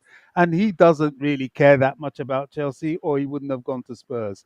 So we're getting too into the negative. Some people make an entire stream on bashing Chelsea, the team they say they support. I'm not for that. I take things for what they are. I thought yesterday's performance was excellent. You're right. Alfie Gilchrist put in a great performance, mainly because he sat back. He played to his strength, which was defensively rather than offensively. He was winning headers. He was tough, strong in the tackle. Sadly, he's got injured again. Yeah, rich money makers. Yeah, I acknowledge that. I saw you there, my brother. Always good to have you around. Richie money makers in the house. Sorry, I had to acknowledge him. But he performed well. They all performed well yesterday. Even what's his name? Petrovic, who has had a bit of a shaky time, he had a good game. And of course Gallagher, who they all love to hate, and hate him so much that they even went as far as to try and what's that word I'm looking for? They were trying to scandalize him. They were trying to what's the word our resident lawyer, where defame him, falsely accusing him of racism. What, you hate someone so much that you go outside of football to start inventing imaginations and whipping up a negative sentiment against this boy whose only crime is to play with his heart for the team, whose only crime is right from the beginning of the season to always be available, whose only crime is to love the team that he played for as a little child. Thank God for that poster yesterday. I was really proud of Chelsea fans for doing that. We've got to wake up. What are we, fans or just a bunch of bitches? I hate that thing we do. We had a great win yesterday. We take it up for what it is. I'm not getting carried away because we know what we're like with short turnarounds. We got West Ham on Sunday, and whereas hugely we're depleted before. Now we have nobody. We're bringing children, or rather, using Rogers' terms, we're bringing fetuses off the bench. That shows how bad it is. But we're still turning up. You know why? Because those Cobham boys will die for the badge. They will give you everything. Chalobah, massive mistake if you sell him. Massive mistake. He's our best defender. Whether you like it or not, he's our best defender when fit. Conor Gallagher, massive mistake. There are other ways Chelsea can make money. We've already made, I would say, about 70% of the money we need for PSR through the sale of the state of the hotel to ourselves, and we've crossed it through No, the the Premier League sale of. hasn't actually signed off on that. Well, that's a negative slant that I don't believe, Coach. I don't believe Okay. that. That's only to do Somebody, with the fair market value, gentlemen. yeah, They're looking into the fair market value. They have typical. That's what I'm saying. They still haven't They signed they off on it. they they, no, they no, but they cannot have not three sign quotes. off. We've given three quotes from Yeah, independent realtors that say it's fair market value. It just takes time. Okay. yeah. I mean, this is the thing. Our own fans scrutinize us like VAR when we score a perfectly good goal. They anything positive about Chelsea, they will look to find a negative to focus on, as if they want to keep the club in a negative psyche amongst the people. I'm not for that, Coach. I don't believe that story. I think if the deal is through, it's through, and But they are you don't have confident to. of it. You don't have to No, believe I it. mean, That's what you're saying. Yeah. I'm just stating it because these are the things we keep getting thrown at us. And of course, as a content creator, you have to talk about it, of course, because you've got to make a show and you've got to talk about the topical things. But this is my point. Our fan base only want to, well, the social media side only want to go to the negative because I don't know. I don't want to get into that right now. But I don't believe that. The ownership is quite confident that they are financially sound. And just like in January, when all daggers were drawn, oh, they've got Chelsea now. Oh, they're going to be in breach of PSR. And the ownership said, we're fine. We're fine. We've done our business right. And they were proved right. Chelsea amortized for 8 years, 9 years. Oh, they found a loophole. Everything, they didn't find a loophole. They did everything within the law, within the regulations. If you weren't aware, or if you were too flipping lazy to read the regulations and plan your business, that's up to you. It's not up to Chelsea. But what do the authorities do? Because of the language loophole, they now go to stop it. FFP exists because they want to stop Chelsea. The reduction of amortization exists because they want to stop Chelsea, Here, and here. it's ridiculous. And we are the people fueling that with things like that. Oh, they want to sell Gal. Who told you? Who told you? Where did you get that information? You invented it. That's the truth. So back to the issue on hand. The performance yesterday. Take a bow. I applaud them. Jackson's goal, Chalobah's goal, excellent goal. Selling players, absolute BS. Anybody worth their salt should review. Yeah, I know they tried to sell Gallagher last summer, Gallagher, Chalobah last summer, and I think that was Chalobah actually wanting to go because he was concerned for his place. Well, he's got no concern now. Gallagher has no concern, and these people aren't stupid.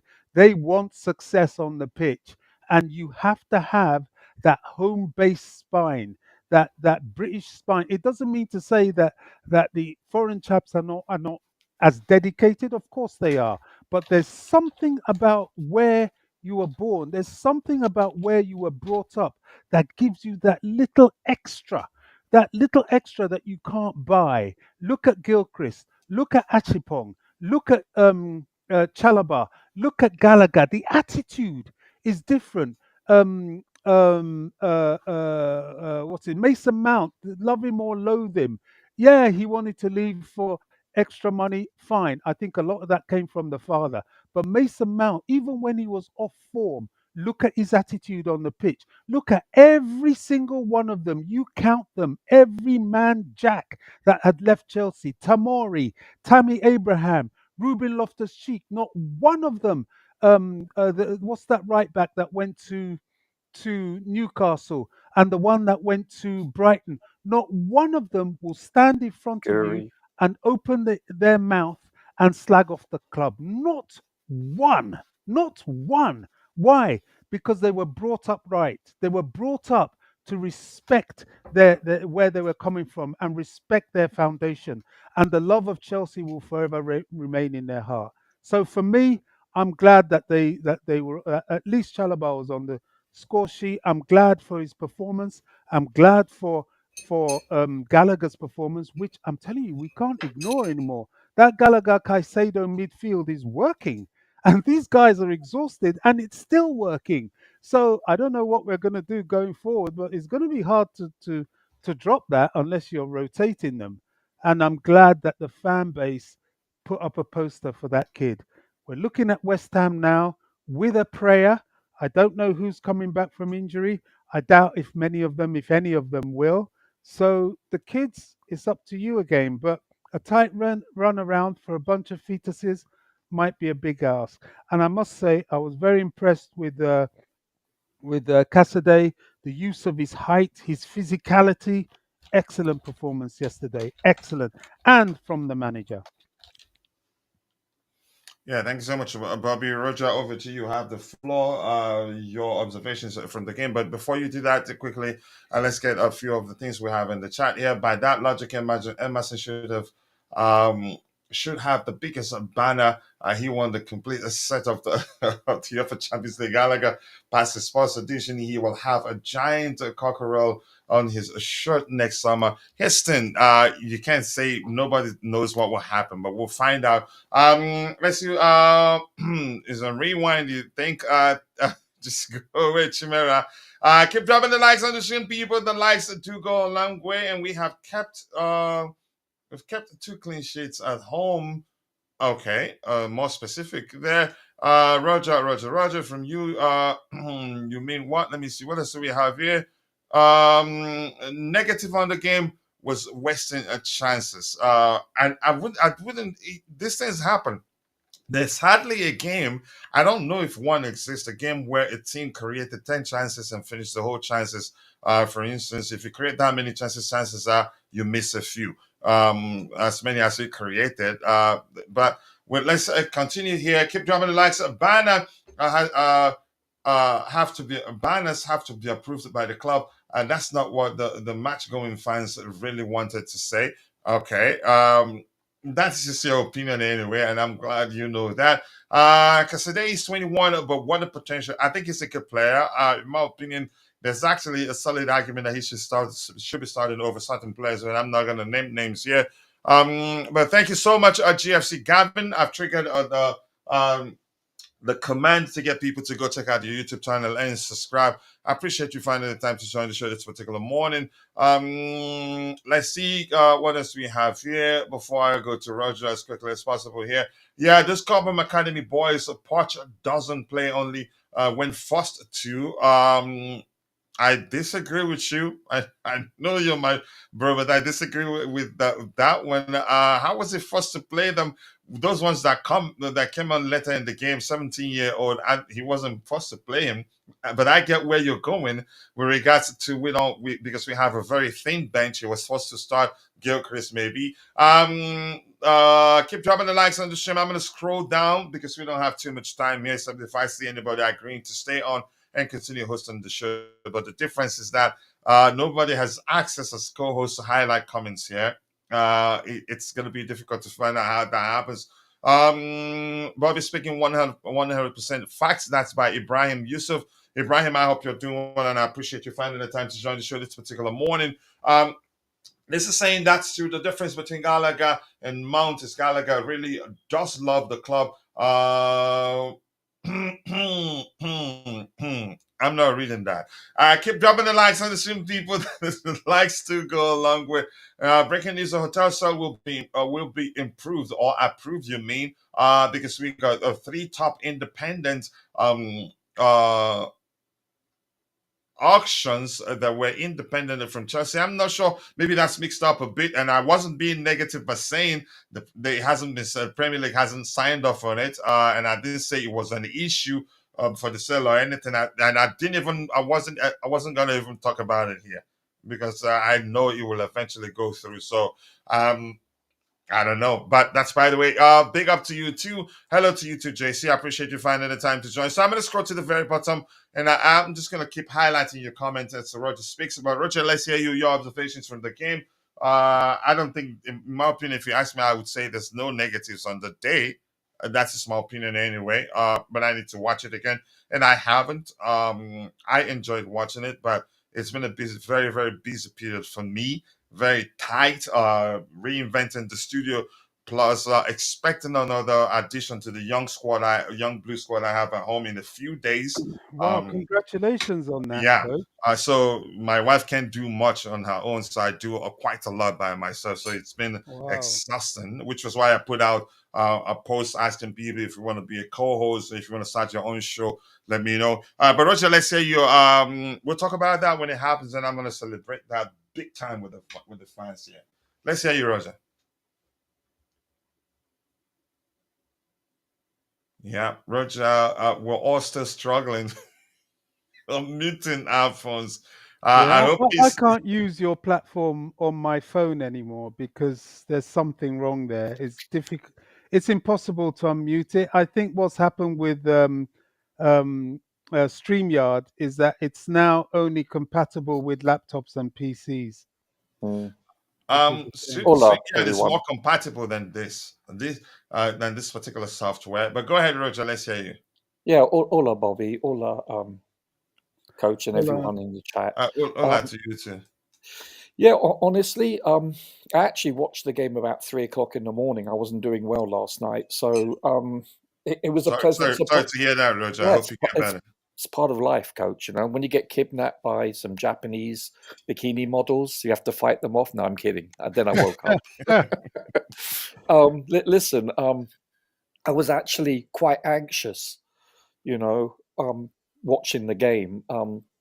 Prior to the kickoff, I had flashbacks of the Arsenal game, and I wasn't too positive, especially, I couldn't look at I couldn't look at the stats or anything. I wanted to look at the bench. It's the first thing I do, but that would have given away the score. So when I looked at the actual starting lineup, when the game started, you're right, Bobby. It's actually the second youngest team.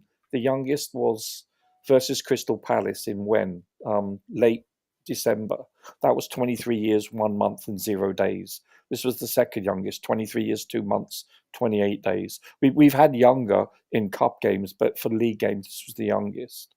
I knew you were good for the stat. Yeah, I have it for every game. And basically this is an incredibly youthful team. I have to echo everything you said, Bobby. Totally. The one thing that I noticed as the game proceeded, there was one thing that really irked me more than anything, and that was the reffing. And I'm not saying this because we lost the game, because we didn't. I just thought the reffing was quite poor. We seem to get whistled for fouls that didn't exist, and we were fouled, and very rarely. I don't know. I just thought the reffing was horrible. Period. But that's another subject for another day. Listen, I thought this team played very well indeed. After around the 60th minute, I became, for the first time in the longest time, very confident that we could win this. Defensively, I'm talking about. We actually looked quite sturdy. There was one or two instances they had. Why do you think that is, Roger? It could be a myriad of reasons. Maybe. Listen, individualistically and collectively, they seem to be playing well for each other. I thought Cucurella had an outstanding game. To me, if you notice, historically this season, Chelsea are very susceptible to crosses coming in. And what did Cucurella do? He blocked so many crosses. As a keeper, this is what you want. A lot of the time, we allow crosses to come in because we're too far off the winger that's crossing the ball. And that wasn't the case for most of the time. I don't know what the stats are for crosses, but I thought the thing that stood out, only watching it once, was he actually was quite tight on the right side. Sorry, our left side, and he prevented their right wingers from crossing. And I thought that was integral to our success in so many ways. There was a couple of instances that we gave away needless free kicks that was somewhat bothersome around the 18-yard box. That was, as a goalkeeper, I didn't like that. But for the remainder of the game, I thought for the majority of the game, I thought we played quite well. Obviously, using him, Cucurella, in the midfield to flood it more, I thought was very good. Basically, you're right. This is the carry on of the second half of Aston Villa. So, and we saw this in pre-season, if you remember, Cucurella coming inwards. So, not sure why we haven't utilised that previously, but guess what? Doesn't matter. I was pleased. Listen, I thought Gilchrist played very well. This is only his second start. He looked very stout. Archipong, yes, it's a really. I don't know what minute he came on. I haven't looked at it. It was only for like 10 minutes, let's say, give or take. He did very well. He was tested, and he blocked very well. Textbook blocking. I thought this team was probably very well drilled defensively. They probably worked on it all week, probably ever since that bloody Arsenal game, and rightfully so, because it required it. This is a ridiculously youthful team that they put out, and that's, it's even heightened by the fact when you look at the bench and, Cesare Cassidy. I don't know whether it's me or not, but each and every time that man steps on the field, he wins everything aerially, and usually immediately. If you ever noticed, as soon as he steps on the field, within a couple of seconds, 10, 20 seconds, he's headering the ball and winning the challenge. And it's not just his height, it's his application, how he shields the ball, trying to jump for the ball. He's instinctive naturally. Jackson, what a beautiful header. What an absolutely... Because this required redirection from the neck muscles. There was hardly anything on that. He had to impart power, velocity onto that. I thought he did an outstanding job for someone that, let's be honest, his Achilles heel is probably his lack of aerial technique. And against Villa, he I thought he had the best header of his season and hit the post, because that was textbook headering. And yesterday's was excellent. Yes, he wasn't challenged. He had no one around him to physically challenge him. But regardless, He still had work to do. yeah, and that's not easy. Yes, it was 6 yards out. I get it, but still, he scored with his head, and not an easy header. Like, do you remember that He header? had to angle it to beat the keeper, Yeah, Roger. exactly. Something And there he was was two accused men, of not and it was doing in the past. yeah, there was two men running back to block it, and he did it beautifully. Let's put it this way: Silva would have been proud of that header. I put it in those contexts. If you recall, he had a header against one team that was a beautiful cross from Gusto, and it was a powerful header. He didn't have to do anything with that goal that he scored that time. This time he had a lot of work to do with the head. So I commend him. This is 2 consecutive games where he's shown that, at least for my observation based on the whole season, that he's working on his technique with headering the ball. And that speaks wonders. Listen, I thought the team played very well. I thought Gallagher, Bobby, you mentioned this pre-season that he would excel in a deep lying position. I didn't doubt it, but I've always thought that he's a natural number 8. But guess what? You're 100%. You nailed it, sir.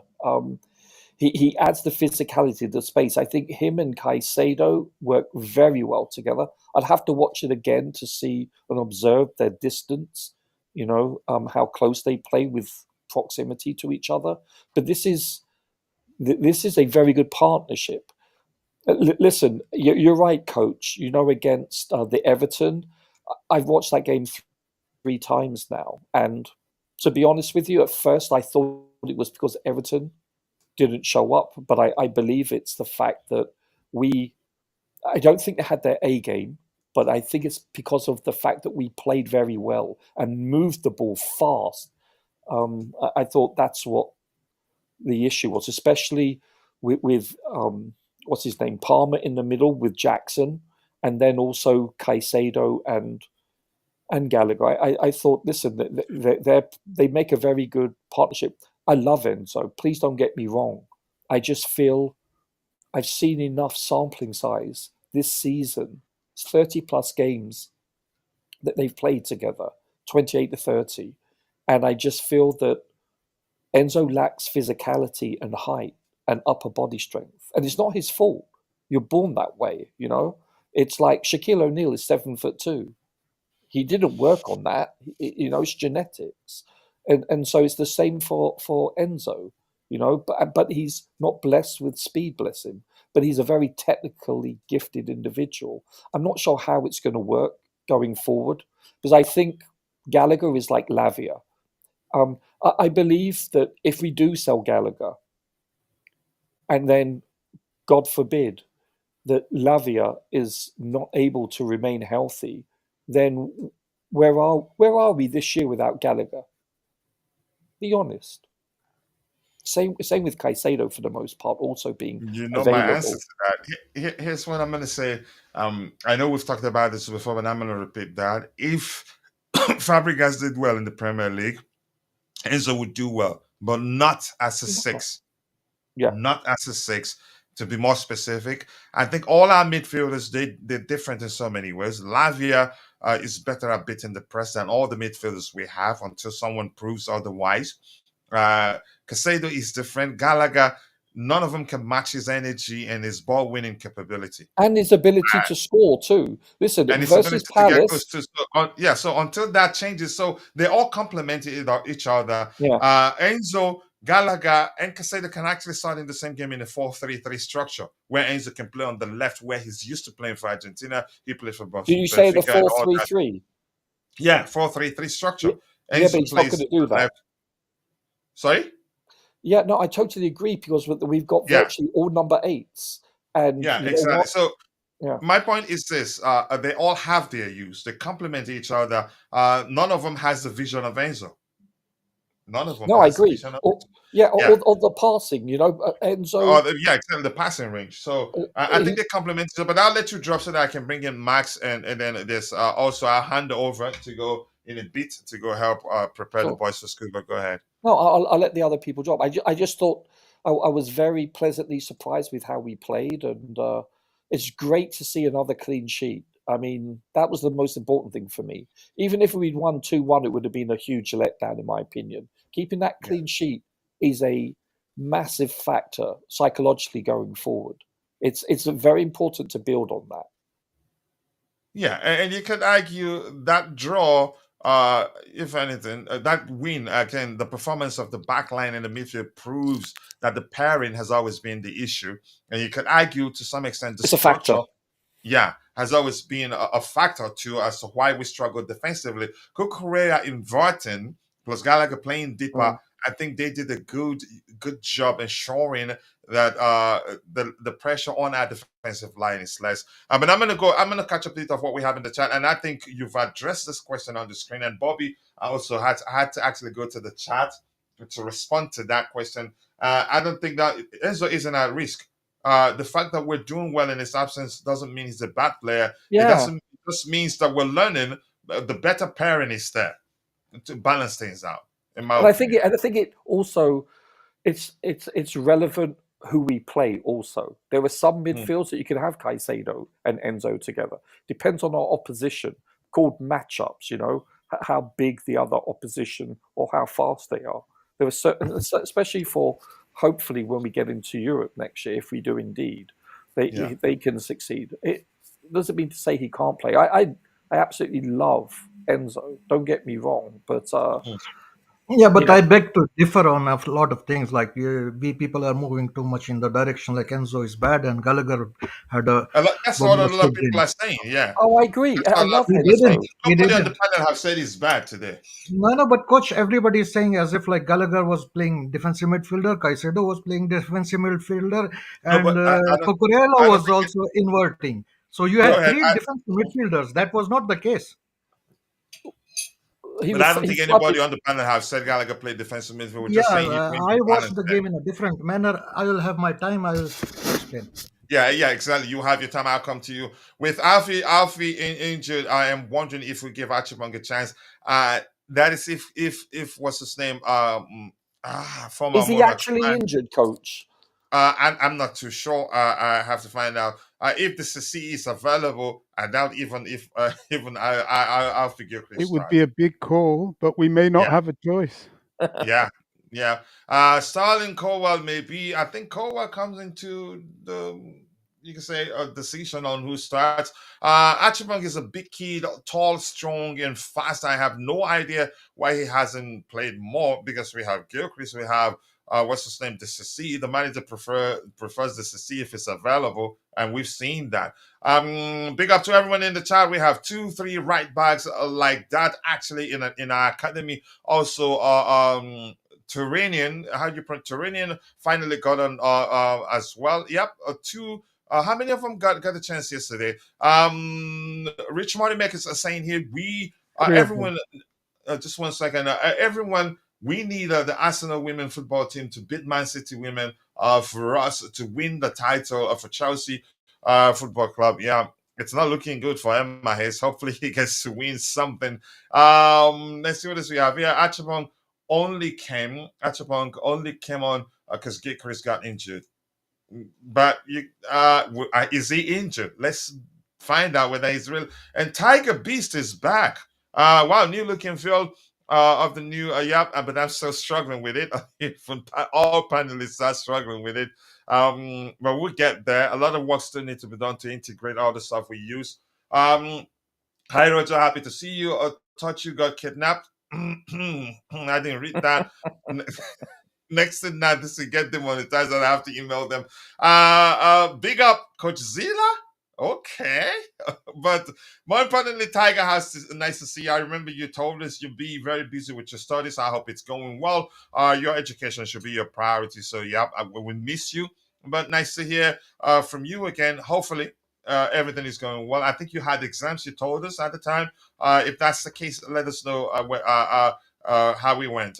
Yep, I cannot believe they lost to Liverpool 3-4. Emma goes in last season trophyless. Yeah, I don't know. Maybe trying to do too much to win something. I don't know honestly what happened. Okay, I'm gonna go to let's go to. I'll try to highlight the subsequent contributions we have here. Unfortunately, even if I hand over to someone, I don't see where I'm able to assign somebody the role like Dante does if we're using StreamYard. Max, I appreciate you finding the time to join the show this particular morning. I do hope you're doing well. Thank you so much. If you're there, let's hear your observations from the game, and if you want to weigh in on the Gallagher situation, contract situation, you go ahead. Hands to flick to Chelsea rumors. You go ahead, Max, if you're there.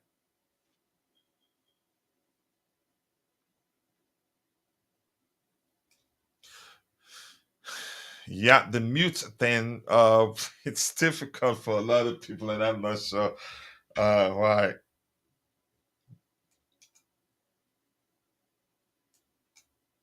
Okay, let me see. Max, if you can hear me, push to talk. I'm using the push to talk.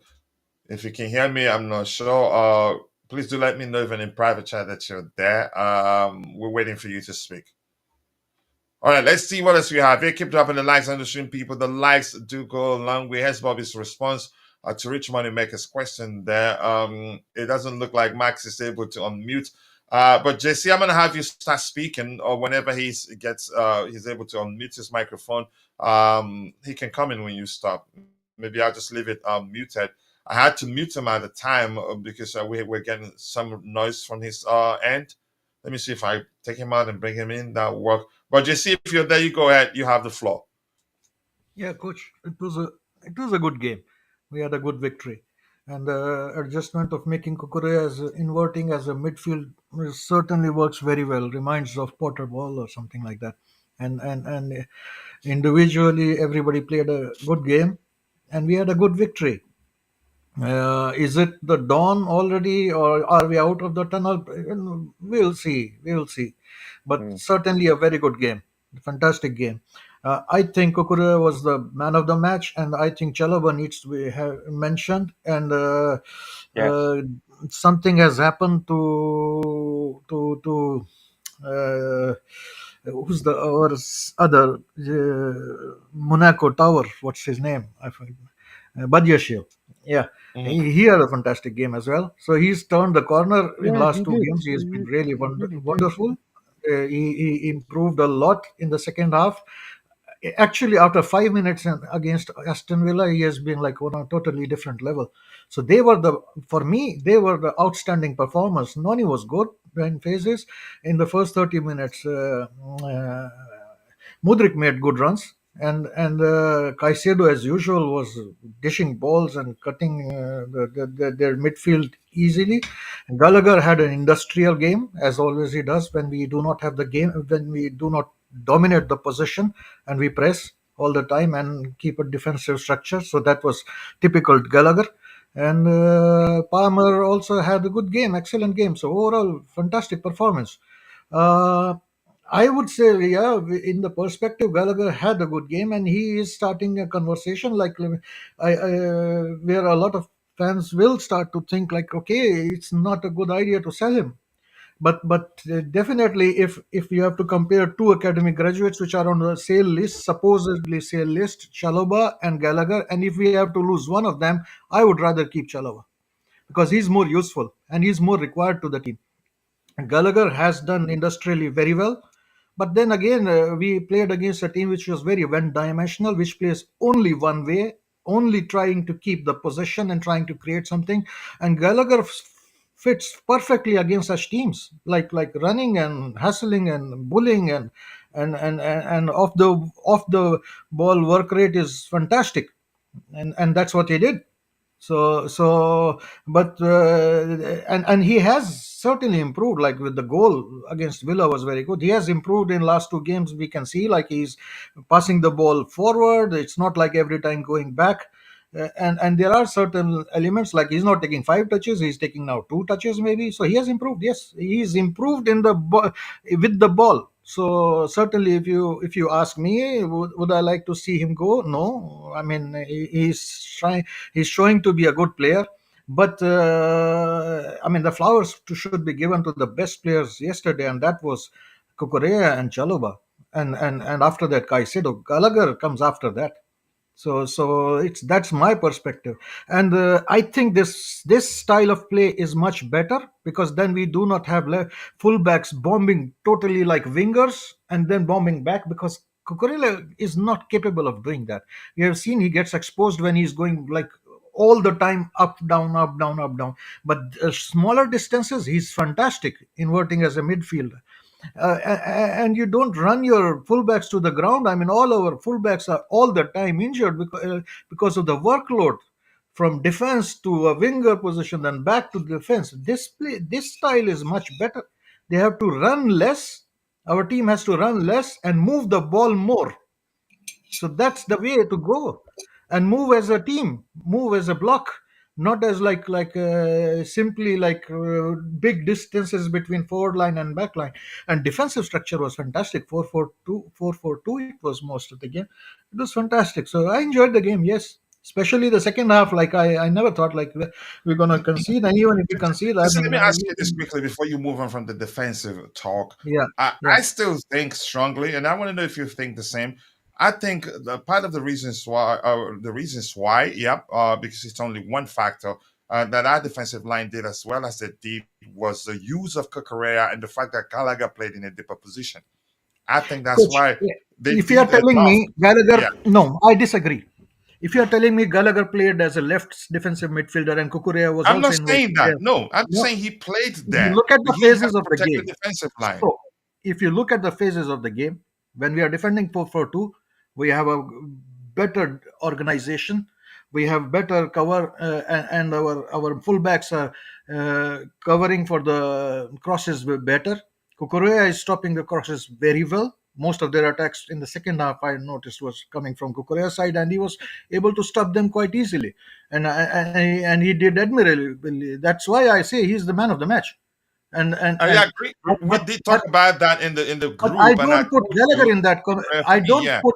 Yeah, I don't put Gallagher in that conversation, because it was Kukurea in the defensive structure, and in the attacking structure, Kukurea was in the midfield, and Gallagher was moving forward. And if we lose the ball, he was hassling them. So he worked industrially, but I don't credit him as much as I do Kukurea and the centre backs. His sin. And my point is the fact that he played deeper and the fact that Kukure inverts. I'm just saying that those are some of the reasons why we had a very good defensive showing yes in that particular game. That's my point. I'm not And saying we're I am saying yeah. is, he comes in the Flowers line after Kukure, Chalobah. That's you. That's I, you. That's what and I'm saying. We're not so let arguing me that. finish now. You said your part. Let me finish my part. He comes after this Badiashil, Chalobah, Caicedo, and Kukurea. And don't forget the other academic graduate. He did also very well. Gilchrist also. But Gallagher and Gilchrist, I would say, if I have to give a rating, they would be at the same level.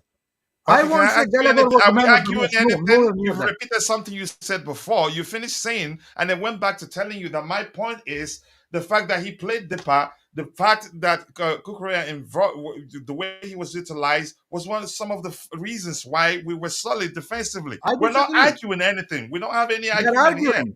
No, no, you No, are we're putting not. words in my mouth again. He was Why not do Jesus. you? playing defensively deeper. When the whole team was defensively deeper, he was, of course, there as well. But he was pressing.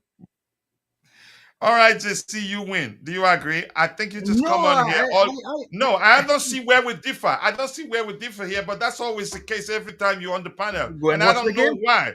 My Max, suggestion: go and please, watch the game again. JC, you win. You win. Do you agree? You win. Can No, I but have somebody else, I please? just disagree, because you are You're not molding disagreeing my anything. We're words. saying the same thing. You're just trying No, we to are not just saying the same thing. sound as if We we're are not saying different. the same thing. What did I say? You said like Gallagher was defensive midfielder doing admirably well as a Did you hear me say midfielder. Gallagher was defensive midfielder? Did I I say said that? in attacking phase he was nowhere near our defensive midfielder. He was The running best around, player and like that was midfielder. Can we and stop doing this, please? We're not kids. You just like to you are come on not here and say letting me speak, people. coach. We are not kids. So then what are you doing? What are you causing confusion?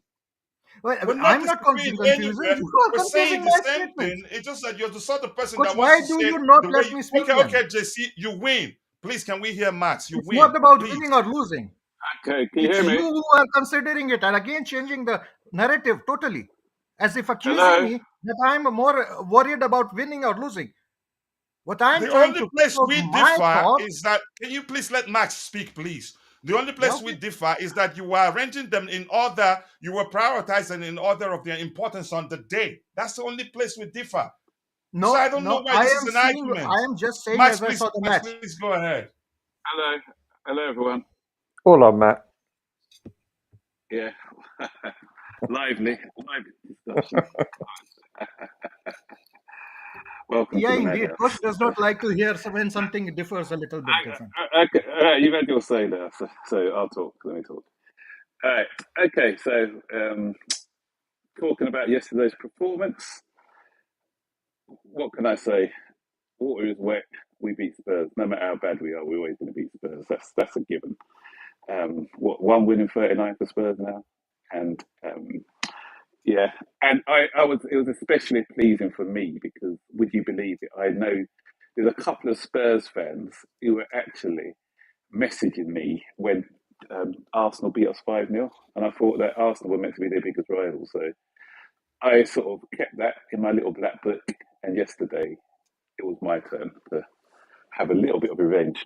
But anyway, going back to the game, I thought it made me happy and angry at the same time. Happy because of the performance. It was a fantastic performance by everybody, especially first half. I don't want to be negative in this, so I won't target any individual. But I thought it was a great team display. But the reason I'm angry is because why did we have to wait until the Aston Villa second half to see Cucurella in that position? I think once since he's been in that position, we've been able to dominate that midfield area. You know, It's a and good question. yeah, exactly. And the thing is, okay, we are saying Caicedo and Gallagher have looked good together, but as I said, that help from getting from Cucurella to put more bodies in the midfield is, I think, the catalyst of our good performances. Because if you notice a lot, Yeah, sure. especially in in transition, we are way too open usually in the middle of the park. So when you've had I've always said we should crowd the midfield. Always. exactly, You're right. exactly, You're yeah. right. So those gaps are covered now, and so Crowd in the that's why. midfield is Bobby's thing. Sorry, Max, go ahead. Yeah. So that's why we're seeing that, and I think we've been a little bit unfair on Enzo. Okay, Enzo hasn't had the greatest of seasons, but I agree that he's not the most athletic. But he's been playing through the pain barrier. He's been playing with an injury, so that's going to hamper his ability to move around the pitch a lot.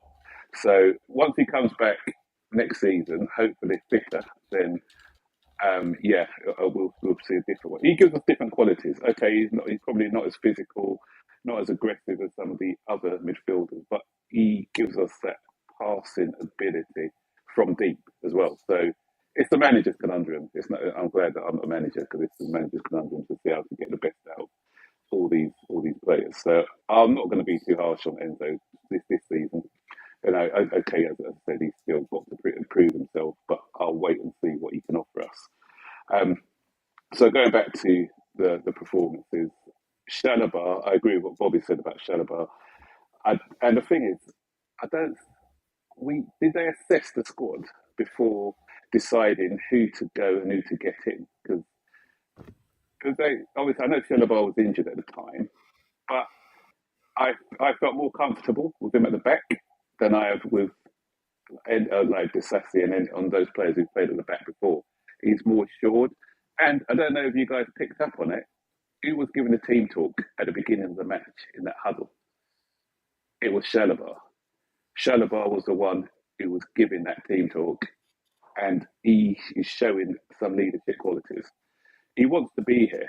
Some of these players, and don't underestimate players who want to play for the badge, because they're going to give you that extra 15-20%.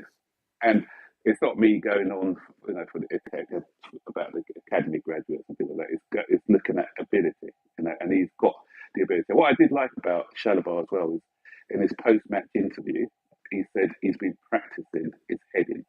So, and I hope Jackson's been practicing as well. The last two games, we've seen an improvement in heading, and that's what I want to see from these players.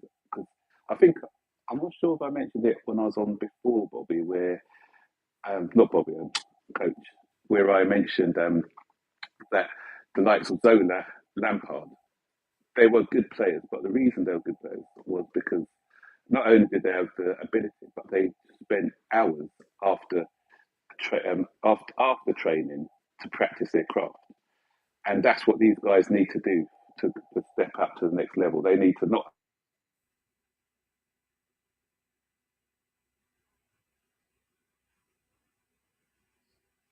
It was a really refreshing to hear Chalobah say he was practicing his heading, and it pays off, as you can see Sorry, when you Max. What did practice you do something. It pays differently? off. Your mic. Also, what paid off for yesterday, we actually saw a plan at set plays.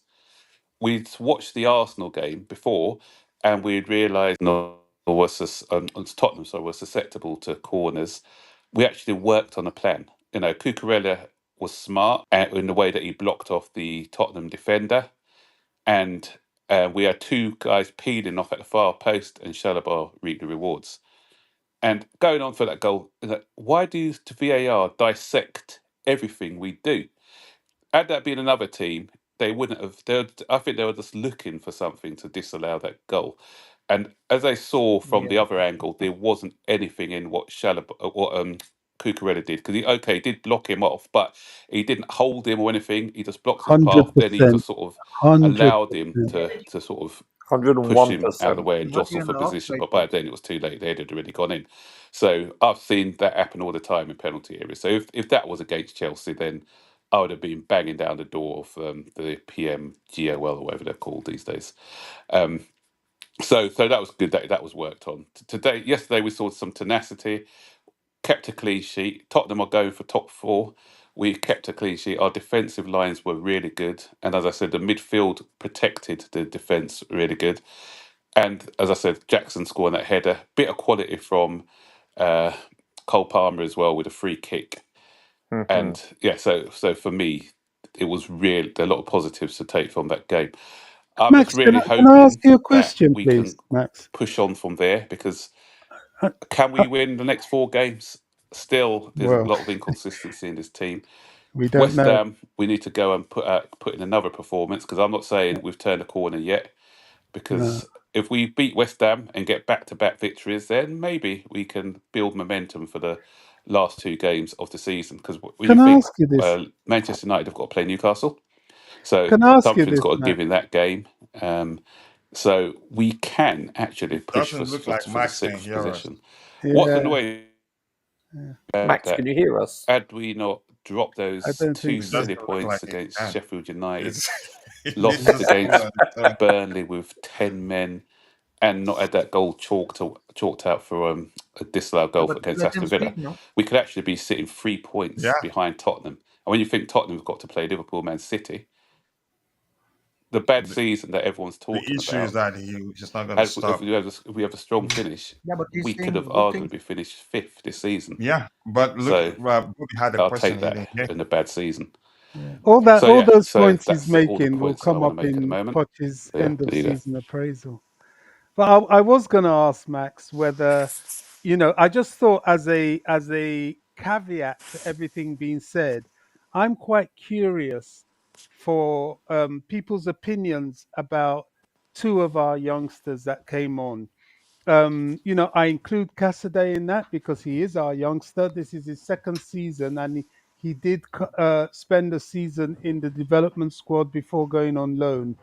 I just wondered what Achibong, yeah, 17 years old, only 5, 6, 7 minutes he played. It's maybe too early to say something, but I was very impressed with the physicality and aerial prowess of Cassidy. And I just wondered what people thought. I know it's early doors, it's only snippets of him, and rightly so. We should blood them into the team, not throw them into the team. But I'm just curious. I know what people are going to say, but sometimes people say things and bring up things that I may have missed. I like what I'm seeing from these kids, from these children, as it were. Yes, they're developing, but their attitude is right. And yes, they'll be inconsistent. And yes, it's only a small sample size using Roger's language. I use quite a bit of your language I can't hear on it. Michi Boy's show, Roger. And I don't plagiarize. I did attribute you to it, No, but you yeah, do. You plagiarize. no, no, no. I'm not a tapping merchant of that. Anyway, anyway, Oh, I know. Yeah, now that's plagiarism, isn't it? But that aside, I'm so interested because to me, I was very I'm heartened good, by sir. the youngsters, and um, people were saying, "Oh, maybe we could have thrown on Washington." I'm not sure Washington's that ready, and from what I've seen in the development team between Washington and Whisper Richards, I will probably rather see Whisper Richards. So would I. But anyway, I leave that question open for responses. Max, can you hear me? Max? It doesn't look like Yes, Max can hear. Can you hear me? He can. He said he yes. can now. Okay, I splendid. can. Okay, so Did I what cut, are did I cut off at some point? sure? So I what wanted other? to know what he thought about Cassidy. Yeah. Oh, Cassaday. You know what my thoughts on Cassaday? I love Cassaday. As I said before, he gives Yeah, us that bit of physicality. He's a very good user of the ball as well. He seems aerially as comfortable. well. Yeah, that's what I'm saying. He's got the height. He's strong, and he's comfortable. He's come on, and I think he's done a good job. I was impressed with him when in pre-season as well when he came to us. And they are labelling him, I think it was the Italian ballet they were calling him back in the day. So hopefully, if he fulfills that potential, then yeah, because we're screaming out for a little bit of physicality within the team, and I think he gives us that, and he gives us that composure in the middle of the park as well. So, gentlemen, can I ask you both, if you don't mind? By the way, Max, if you could speak more into your microphone, because it seems that you're going in and out, maybe turning your head away from your mic. But I'd like your input, both of you, on Mudryk. How would you surmise how he played Oh, yesterday? can I jump in on that one because Go for it. everybody played well. Modric showed some marginal improvement in that he was trying to defend a bit better. Hmm. Modric is definitely a player under development, that's for sure. And I was impressed with the back post header he did. One header, it was quite important because Yeah, it had was. he had he not done that, Song Son, was ready to hit it on the volley. exactly. And those things in his game are getting better. Noni's has always been improving defensively. It's just he's still that typical winger that really is a bit reluctant to stick his foot in, but at least he's getting his body in the way. So defensively, yes. It's just offensively, Modric is still very inconsistent. He does some good things, but there were like two opportunities yesterday where he had to shoot the opportunity to shoot quickly with his left peg, which I believe is his strongest leg, and he didn't. He took another touch, and of course the chance was gone. But he will learn. They're all learning. I thought Noni, wow, he's learning nearly every match.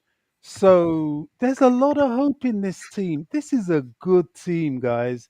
This is a good team. We've got to have patience. And honestly, if we can continue having performances like this, I tell you what, this performance in particular has not done Pochettino's end of season appraisal any harm whatsoever. And if they survive West Ham and then Forest after, and that's a big if, Forest is going to he's, be a tough game. oh, for sure, because they're Did physical, you aren't watch them versus City? They were the better team. Yeah, In they should they? have won yeah, that Yeah. day. Especially away, it's going to be tough. But these kids, I thought they'll be slaughtered by Tottenham. I never said it, but I didn't think we had a prayer, especially Yeah. with all the injuries. And look what happened. So you never can tell with these kids. It could be a 6-0 for them. It could be a 5-0 against. Who knows? But all I'm saying is that I think come the end of the season, much to the disappointment of many, I think the ownership will take a very pragmatic and incisive and objective view of Pochettino, and I am more. I think it's more likely that he will remain than he will depart. And it's probably better for the team, dare I say it, if he does.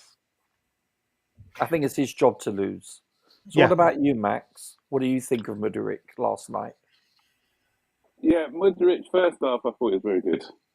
Hmm. He did, especially the first 5 minutes, that ball he played into Jackson, which was cleared off the line. That was good. The shot, the curler, which was just missed the far corner. But That was a lovely again, shot. it was a good shot, yeah. And I agree with what Bobby was saying. Was it you or Bobby saying is to get him more defensively, he put in a bit of a shift. But where he does need to improve is his consistency. Sometimes he needs to slow down. He's fast, but his brain needs to slow down a bit. There was a situation where he had he just taken he'd already beaten his man, and he just composed himself and put the ball across. Then I think it was Jackson who could have had a tackle, but he just hit the ball across without even thinking about it.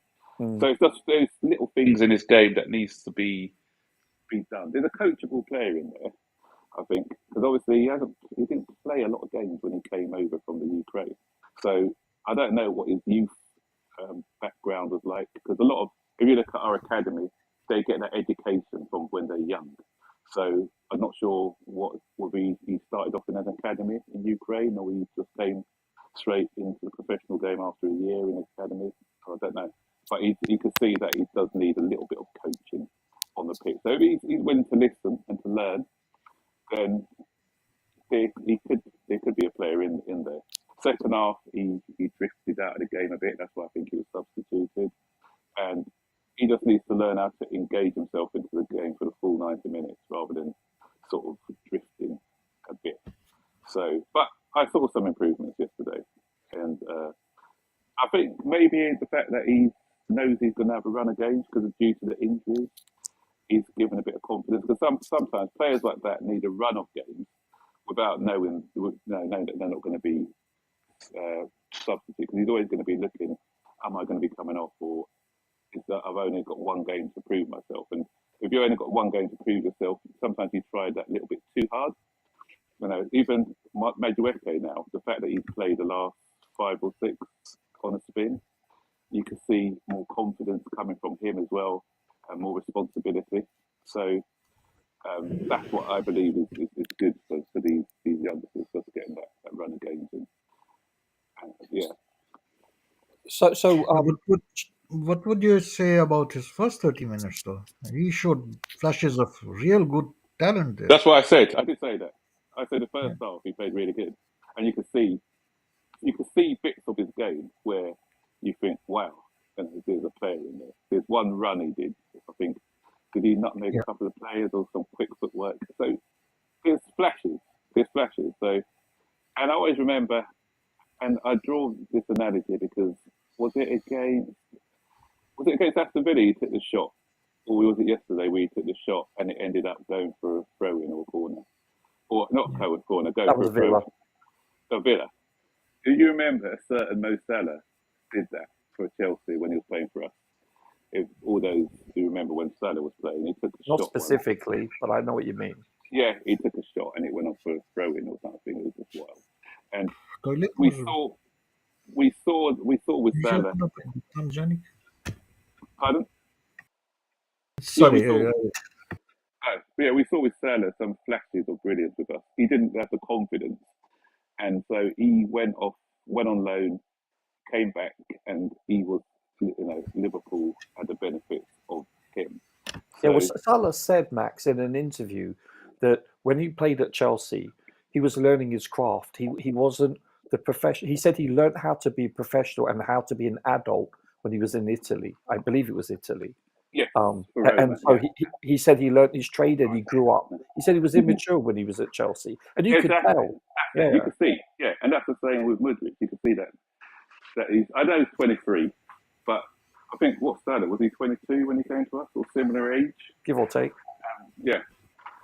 So And for the same age or something, like you look at Madueke and you see supreme confidence and consistency, more and more consistency from him. To be It honest, shows you glimpses of what he can be. JC, that's what I was going to ask you. How would you assess his performance yesterday or last night, I should say? of whom, Mudryk or Mudryk, Madueke? Mudryk, Mudryk sir. was like first 30 minutes he was good. He made some really good passes, like opening up the defense. One of them was for Jackson. Another one was for Cucurella, and a couple of cutbacks he tried. But then he drifted from the game as the game went on, and like he was all right towards the end. Like he was helping defensively most of the time, maybe because we were winning, we were leading, so the priority was defensive structure. So Hmm. so overall, we see a lot of inconsistency in him, but I would say one thing, like I feel like he plays better more centrally towards midfield than being an out and out wide winger. If you Yeah. compare, Madueke likes to drift in from the wide positions, whereas Mudryk is more.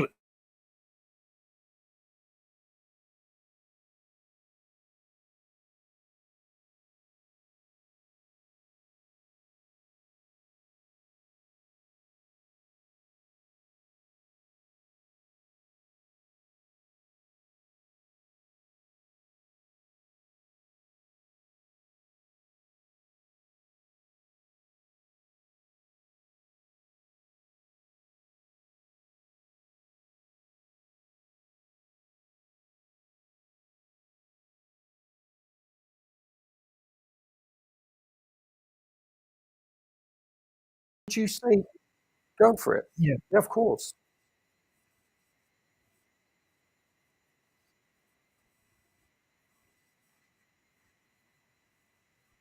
yeah, Exactly. yeah.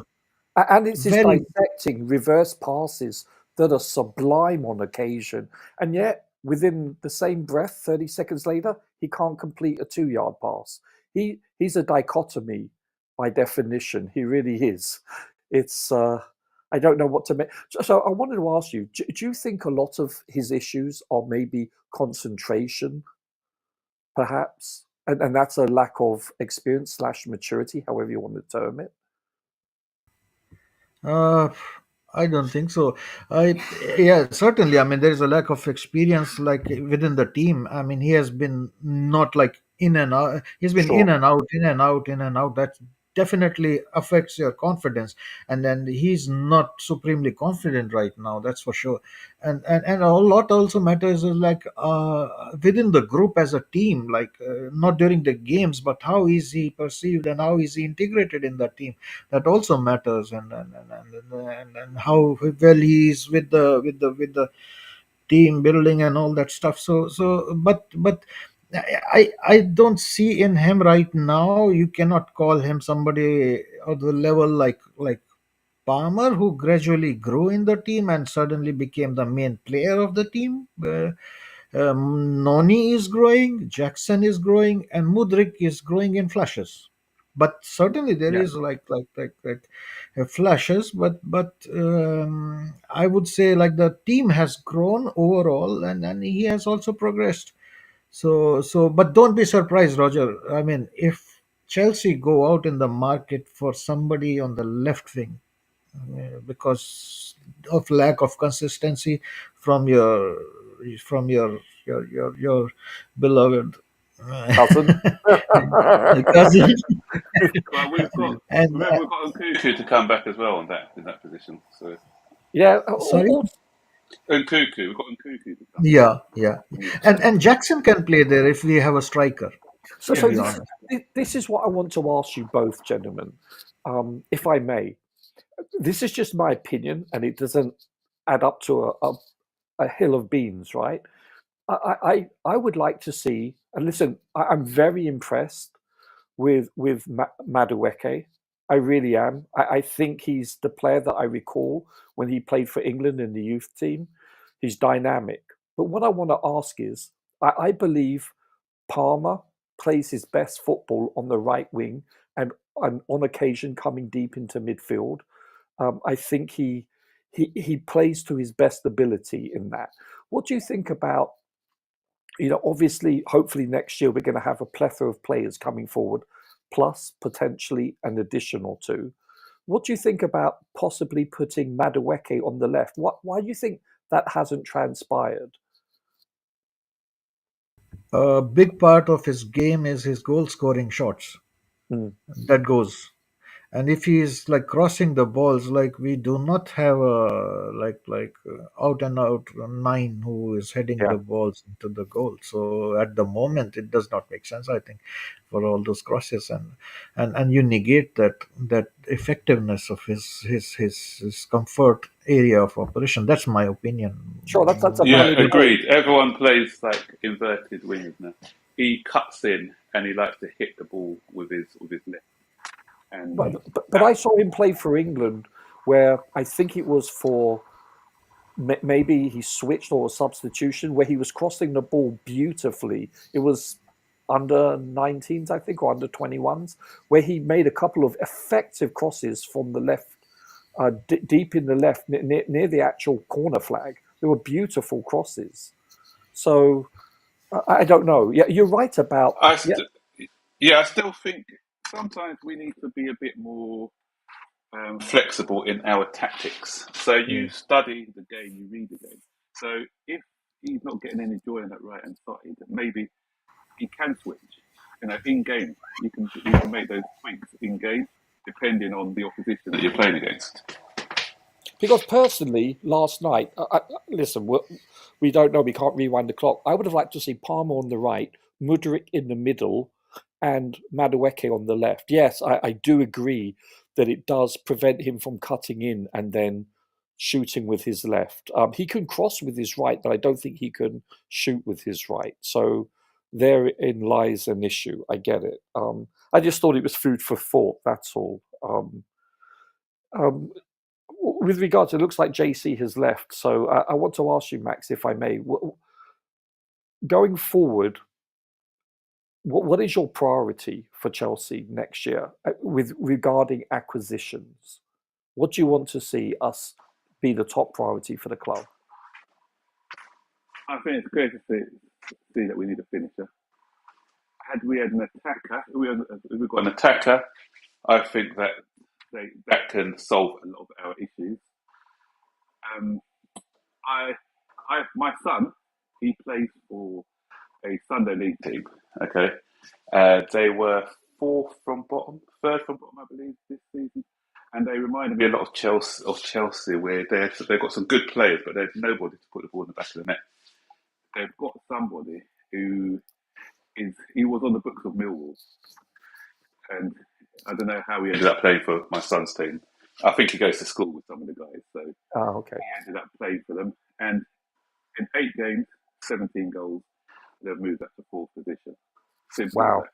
So that goes to show, because the play hasn't been different, but the only difference is when you've got somebody who's going to put the ball in the back of the net. Once the chances are created, and you've got someone who's going to put the ball in the back of the net, then that can be the difference maker. Because I think Chelsea, we've been creating a lot of chances. If we hadn't been creating a lot of chances, then I'd say getting a striker is not going to make any difference, because if you look at the games that we've been involved in this season, and I think they said our expected goals is third after Arsenal and Manchester City. Sure. And you think Arsenal scored 85 goals or something ridiculous. Their goal difference is ridiculous. Man City scored a plethora of goals as well. And Max, can you speak into your microphone? You're going in and out. Can you hear me? Yeah, I can, but sometimes it's. Sorry. I think I got my I'm on my phone, you see, and I've got my earplugs in as well. Maybe it's because. Is it better? Yeah, it just sounds like sometimes your head is turning away from the mic. That's all. Oh, right. Okay. This new platform will coach us set up. Yeah. Anyway. Yeah, so I think, because obviously We are creating a lot of chances. We've missed some big chances this season. I believe that at least at one point, I'm not sure about now, but I saw, I think on TNT, Sky or ESPN, whichever bloody channel, that we were leading the league in missed big chances. Yeah. Take a bow, team. A stat that you don't really want to be associated with. Something. Yeah. And a bit more of, as I said, Physicality in the middle of the park as well, against these big physical sides. So I think that's where we've struggled as well when we've come up against these, even Arsenal. Can you believe it? We used to be Arsenal, and Arsenal are now us. In that, you look at this side, it's a team of giants. Declan Rice, Odegaard, their defence. They've got a back four of central defenders, all over 6 foot. So, and we struggled physically against them. So we were quite a small side. I think we're the third smallest side in the league, third or fourth smallest. Yeah, that's on what I'm not sure how they measure that, because there's like 3 ways of measuring.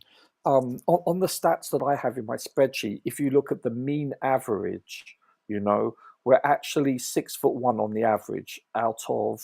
Let's have a look. Yeah, we're 6 foot on average. We're 184 centimeters, and for instance, yesterday we were 184.5, so 6'1" basically. So it depends. I think that's on the median, which basically indicates how many people have the largest amount of height per person. The most amount. But if you add up the actual total length of each player, then divide it by the amount of players there are, we're actually not. We're one of the tallest. So it all depends. There's mean, mode, and yeah. I think because obviously Sterling played a bulk of this season, and he's not the tallest. Yeah. And also when we have Silva also. Yeah, and then even someone like Enzo, who's not the tallest. So do you realise Leeds in 1999/2000 season, they played 10 games where they put out a team 10 times where they were under the age of 24. Right now we have done this 8 times, and now that Silva, like last night's game was 23 years, 2 months, and I think 28 days. And so we just need another 2 to equal that record, 3 to break the record. So if Silva misses 2 or 3 more games, we're going to break the record as having. I think he's played his last game anyway because he went off injured. Hopefully he can play that last game. We can give him a proper send off. I would love that too. I really would. But also, what you're seeing with that is they are coming of age. Yesterday, you saw a coming of age of some of those players. Because we had a young side out there, inexperienced, kids on the bench, but these players, they came up against Tottenham and they showed a lot yesterday. I think Pochettino in his press conference said this is the first time he has been happy all season. Bearing in mind we just beat Everton 6-0. I think the reason he came out with that is because yesterday was probably the first. Even when we beat Everton 6-0, Everton had chances in that game. If you remember, at 0-0, they should have really scored when their striker lifted it over first 10 minutes from about 2 yards. I don't know how he managed to do that. And they had a few chances, but yesterday, apart from the Romero header, which he should have scored from, I think. I agree. We limited them just to sort of hopeful shots. They had 2 big missed chances, so did we. Yeah. So what was the other one? I can remember the header by. It was the. I'm trying to think now. That one was the header, and then one was later on in the game where he shot wide, if you recall. Oh, didn't one shoot over the bar also? One of those 2 counts as a big chance. Yes. The Benton or somebody like that who shot over the bar. Yeah. Mm-hmm. To be honest with you, the second half impressed me tremendously. I watched his post-news conference, and I thought for the first time this season we defended not just one, and I understand they could have scored, and I get that.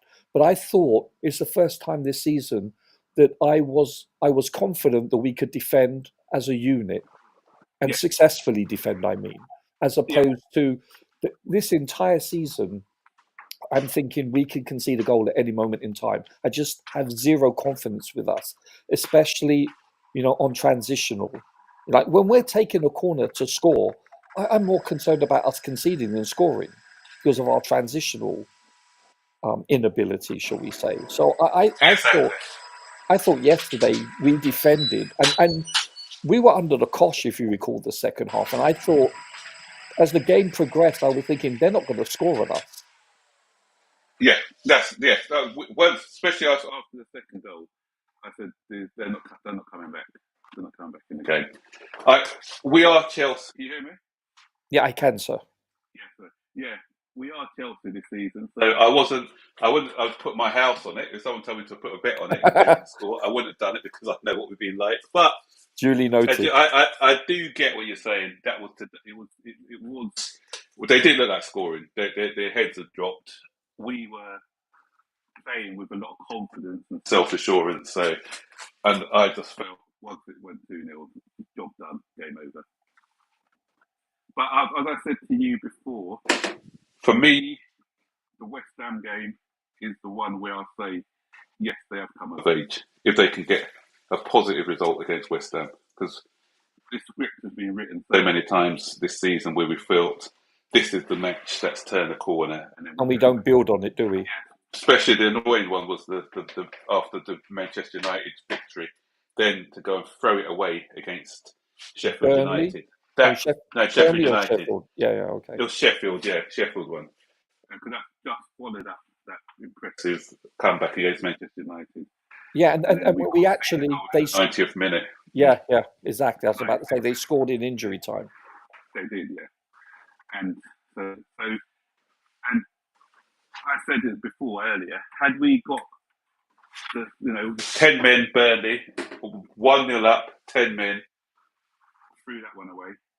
Had we got those extra 4 points, then sixth place would be comfortable for us because I think we've got the easier running out of all the teams. We've got West Ham, Brighton have gone for me, so I think we can beat Brighton at the Amex because they don't look like they're conceding for fun now. And they don't look like they've got any confidence.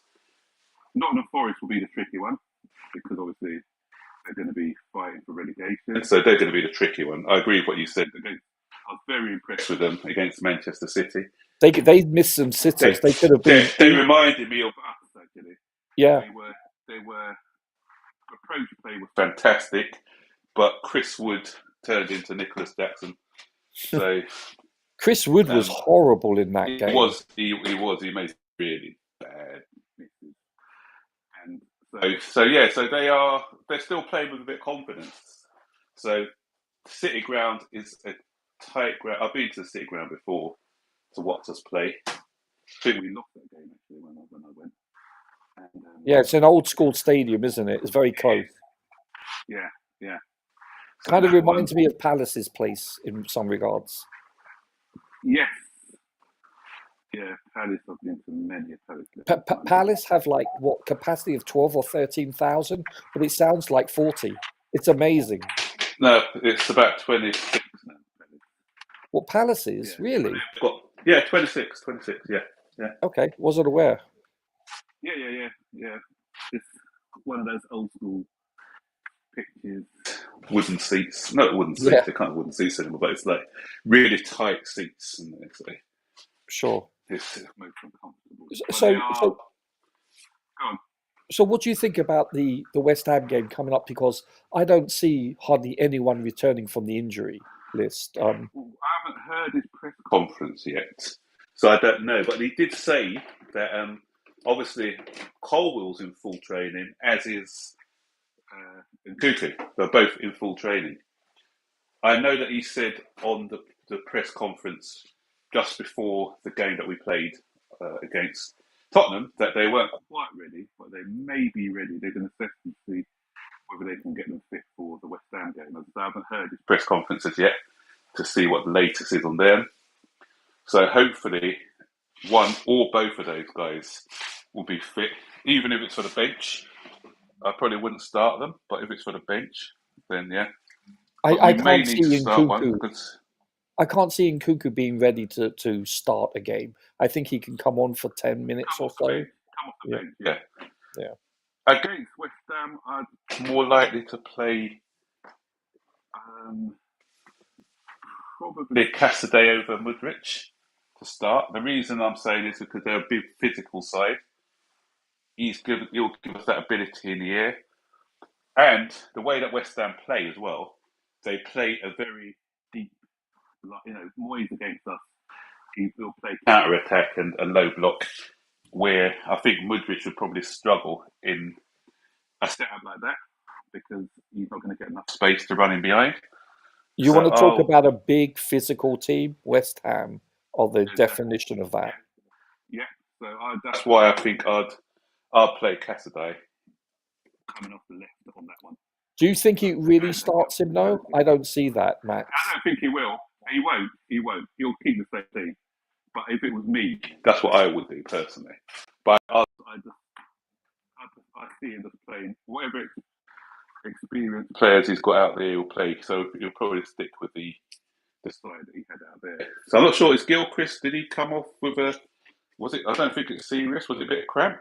Yeah, I thought it was cramp, but then when when the physios were coming on the field, he punched the ground, and that's not usually a sign of cramp. That's usually like he's tweaked something, but that's just an assumption. We may just be disappointed that he had to come off and he didn't last the 90. Yeah, you're right. That's a good point. It could be just pure frustration. Yeah. And again, because of his height and his presence, I think he'll be needed in that right back role because he won a lot of headers yesterday, aerial, and he's not afraid to get in where it hurts. So I think his presence will be missed. To be honest with you, out of all our players last night, I was most impressed with Gilchrist. Yes, I realise it's only one game. I get that. But you're talking about a person who's only making his second start ever. And he's up against Son as well. He's not up against Novice. He's up against Son. And Son didn't get a kick yesterday. Especially the first half. Yeah, second half he came into it a little bit more. But he played more centrally in the second half, yeah. He had to move away because he was always on him. So he was straight on him. And he didn't allow him to get a run on him at all in that first half. So, and I said, all the headers as well, he's winning quite a lot aerially as well for us. But a shout out to Achumpong, how we pronounce his name. Yeah. Apparently, when he came on, apparently, a stat, I know that you're a stat man, and this is a stat that I read this morning, that he got the most blocks in his 10 minutes, 4 blocks, I think. That was more than anyone else on the pitch. Really? Yeah, apparently so. Yeah. That's impressive. I do recall 2 of them. One of them specifically where it's a textbook where you kneel down, you bend your right foot, your right leg, and he was tight to them. Listen, because we went to a back 3, a back 5 in total. When he came on, we had 3 centre backs, and I thought he did very well. But it's listen. That doesn't mean to say he's starting material, but when you're 17, coming on as such, under a team that's putting you under the cosh, I thought he acquitted himself very well. He looked composed. Yeah, that's it. He showed no nerves at all for somebody making his debut. I think that's a sign of ignorance is bliss, right? Because they're too young to feel... Exactly. Yeah. That's why I think sometimes you throw in the youngsters, especially up front. Remember that time we played Leeds United?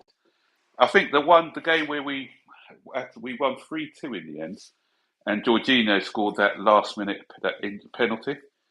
The penalty in injury time. I think it was under Tuchel. Was it last season or the season before? The season before it was. They brought on this kid, Leeds Rijkaard, I think, or something like that. Never heard of him, but he came on, 17-year-old, 18, and he scored the equaliser against us in that game. And sometimes that's what. And I've never heard of this guy again. I'm not sure if he's on loan or he's not playing for. Who was the player? Is it Rijkaard or something. I can't remember the guy's name. Oh, Well, I know okay. he came on, he scored an equaliser. And yeah, that's what I'm saying. And I've seen that with Chelsea as well. Joe Allen, remember Joe Allen? For Chelsea. Back in the day. So I just want to say something. Rich Moneymaker is asking, what is the average age of the Tottenham team? I don't know, sir. I don't keep stats on our opposition in that regard. But sorry, so I don't know. But I'm dead certain that they were substantially older than us by probably 2 to 3 years on the average. I think that's a fair assumption. Yeah, if you look at Son's quite old. Who else was in their team? So can I ask you how would you grade our keeper? Because the last few games he's been a bit touch and go, shall we say? I thought he acquitted himself quite well yesterday. Yesterday he played well, but for me, I still see him as a number 2. Okay. I don't see him as somebody who's Gonna with a goalkeeper. Goalkeeper is a massive position. Yeah, of course it is. You need that consistency throughout your game. He's learning, he's growing. There's still a bit of work to do when it comes to near post shots. Yeah. Concedes a bit too many for my liking. Well, 2. One of them I'm going to give him a pass on because he anticipated a cross, even though you should never be beaten by your near post. So I can, that to me was so because I've seen top keepers do that. But the second time he got beaten by the near post against, who was it? Arsenal. That to me, I do realise it was a rocket of a shot, but still, he was probably a step too much to the left. Should never have been beaten there. I totally agree. But listen, I'm not saying he's starter material, but I think this is just my opinion. I would prefer him over Sanchez. What about you? Oh yeah. I'll take him over Sanchez. Okay. Yeah, definitely. But the other thing I'd like to see him improve is a bit with his feet, because nowadays you need goalkeepers who are comfortable playing the ball with their feet as well. The long passes as well as the short passes. I think with his long passes, he doesn't really. He just, you look at somebody like Edison or something. His long passes are done with accuracy, and it usually starts an attack. Well, he had he had one really good long ball to Jackson late on in the second half, and he was 1-on-1, if you remember, with a defender. But to be honest with you, this is one thing I want you to address, because as the game kept on going and he was kicking the ball long, if you notice, we were not able to retain the ball. No, exactly. It kept coming back because we only had Jackson up there competing for it. Yeah, and to me, that's usually one of his fortes, is winning the ball. And yeah, I know he's got no one to flick it onto, but he wasn't able to bring down the ball and retain possession. And that's something that I found disconcerting, because we didn't want to pass, and invite pressure on us. So we kicked it long to clear the lines, which I have no problem with. But to me, there was no retention. I found that frustrating. Yeah, we'll come out against Romero as well, but he's quite a tenacious centre back. He is. And you've got the other. It's a good centre back pairing, to be fair. Tottenham.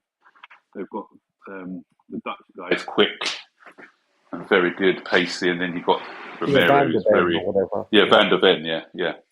Then you've got the strength of the other one. So it's quite.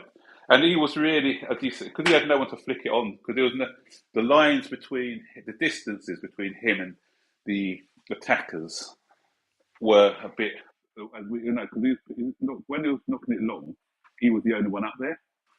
So as you said quite rightly, he didn't really have anyone to flick it onto. But he wasn't really winning those aerial. He wasn't at all. I was a bit concerned about that. He also looked quite leggy. I think he probably, in a perfect world, would have liked to have been subbed probably about the 65th, 70th minute. If you look at his game, he's a mobile centre forward. He's not a target man as such. He's somebody who's going to be taking the ball, because that's obviously he should be a winger. So he likes to take the ball, run with it, create chances. When you're out there on your own, doing that week in, week out, and remember, we haven't got another striker.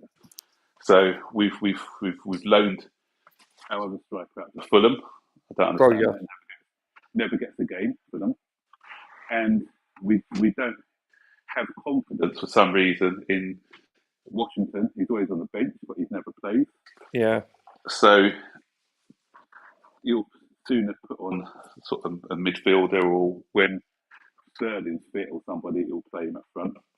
So the fact that there was nobody for Jackson, they brought on that who's he from? What's that Scandinavian boy?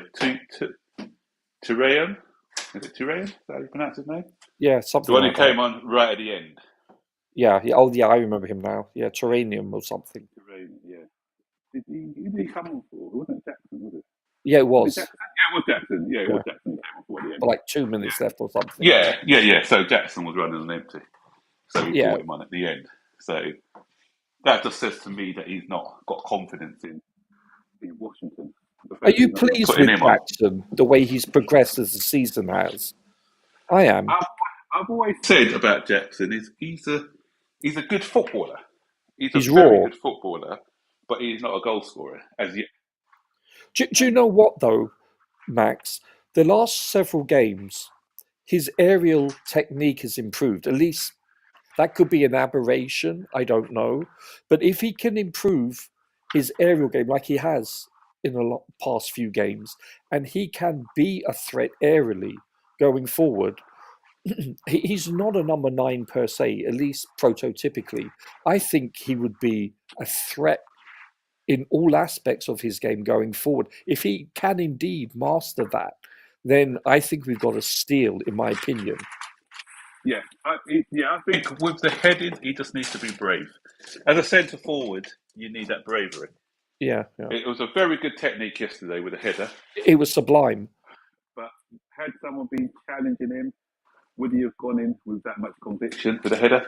That's the thing. That's the other thing. Because against Arsenal, it was like what I saw against Arsenal was quite comical for a number 9, where he was actually scared for the ball coming. He's put his hand up to protect his head. So I'm thinking, hold on a minute.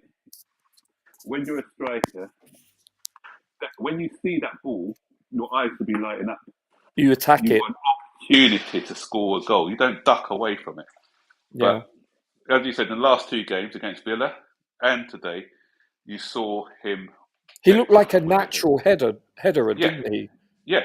For the first time, I can honestly say in his career at Chelsea, the Villa game and now this game, he looked like a completely different person aerially. I don't know what to say. I'm so pleased because he's been far from that this entire season. Yeah. But yesterday's, if you had told me a month ago that he would be able to score yesterday's goal, I would have laughed at you. Exactly. And that was a difficult chance because it was a great free kick by Cole Palmer and it came at him so quick. So, but we had to generate the power because once it came off the crossbar and it came out to him, the power had sort of gone a bit. So those are the hardest headers. And he used his neck muscles and the way he positioned it and the corner that he headed it in was fantastic. And do you know what? Giroud would have been proud of that header. Yeah. So he was alert because if you saw the shot that he did, which was saved by the goalkeeper, then Nicholas and it came out to Cole Palmer. So it was a role reversal, as it were. So, but it came quick to Cole Palmer, and he couldn't adjust it. Can you explain that? I wanted to ask. Had that been Sterling, we would be verbally castrating him. How did Palmer miss that? Yeah, he's put too much on it. He just needed to. He put a little bit on it. It came to him quickly. So, it was. A lot of people say, but it did come at him quickly. But you still expect wide open him goal to do better. He's done it a couple of times this season as well. I can't remember the other game which he did against Arsenal, I believe, once when it came out to him with their goalkeeper 2-0. I can't remember. It was 2-0 against Arsenal when at Stamford Bridge. I'm not sure if you remember this one where Reyes kicked the ball straight to him. Yes, I do actually. And so what he did was I think he rushed it again. He didn't take his time. Well, he's human, isn't he? Yeah, exactly. So I think the reason why he gets the pass, whereas somebody like Sterling may not get the pass, is because of his goal output. So he's got 20 goals this season. So you can forgive him of one or two. Because everyone, even I've seen Haaland miss them against us when Haaland played against us. You know, He missed Max, big chances. I always say this. If you play long enough, I can make a montage of the greatest players that's ever played this game in the world and make them look like they've never kicked a ball before. Exactly. And It's they're not robots. That's why I hate all these fail compilation videos that I see. I don't even look at them. Yeah, because a load of nonsense. And even with YouTube, when I watch somebody who we're going to buy, I never watch. I don't take notice of the YouTube compilation because you can make anyone look good in a 3-minute YouTube. Oh yeah, video. no, indeed. I do watch them though, Max. I do watch them just to see what's stylistically. You can see what they can offer, but for me, I'll get more because sometimes what people will do, it's so misleading. Yeah. But if, for instance, they'll do Nicholas Jackson's performance against Tottenham yesterday, and they'll show all his moves throughout the game, good and bad. So there are compilations out there where they're playing against a particular team, and you see everything all the touches that they've done in that game. So that's a better way to sort of analyze a player, because you're going to see the good, the bad, the ugly. So you're not only going to be looking at one aspect of their game. So Max, I need to go soon, but I just want to ask you finally, is there anything else you want to address or comment on? No, I think we've covered a lot. I just want to say, my final comments is, we've got 4 games left between now and the end of the season. Yes. And I'm just hoping that we can finish the season on a positive, because 6th place is well within our grasp. It is, but to be honest with you, since that Burnley game where we dropped points, I have not placed. Actually, not hope. That's the wrong term. I just take one game at a time, and because that's what. Yeah. We're not capable of putting together 2 consecutive halves usually, let alone games. So, due to the fact that this is a depleted and an exceptionally youthful squad and players that are left, so it'll be unfair. But yeah, is it possible? Yes, but my hopes have been dashed so many times this season. It's once bitten, twice shy. That's why I'm not putting a lot of hope in. As I said, if we beat West Ham, I think that we can do it. Game on. So West Ham to me is the most important game now. And if you look at United, and if you look at United's games, they've got a couple of really tough ones, and we don't. I think they have to play. Yeah, they play City also, don't they? No, that's the FA Cup. Ah, okay. But they've got Crystal Palace, who have run into some form, beaten Liverpool, and so they've got and Newcastle. They beat Liverpool and Newcastle, and Glasner's got them playing some really good stuff at the moment. And that, as you said earlier, that place, tight ground, great. It's tough. It's one of the toughest grounds to play. Yeah. So and Elise's back, and so's Eze. Yeah, Elise and Eze are firing. They got Ateta, the striker, who's starting to find the back of the net now as well. Yeah. So Mateta, isn't it? Yeah. So I feel that could be a tough game, especially if we win. If we win against West Ham, what it does, it puts the pressure back on Man U then, because this is the first time that we'd have overtaken Manchester United this season. No, so second time. We were above them for one weekend. Yeah, that's right. So, but the pressure will be on them to get a result. And I don't know whether you've watched any of their games, but I've watched maybe half of their games, and they make Chelsea look like Real Madrid. They are jammy, and they have played poorly. Their midfield of Casemiro and who's that Scandinavian Danish player? I forget his name. Eriksen.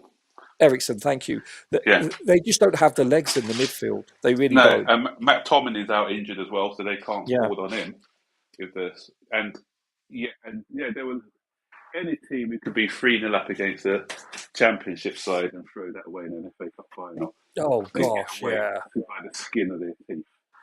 So which is their MO. Exactly.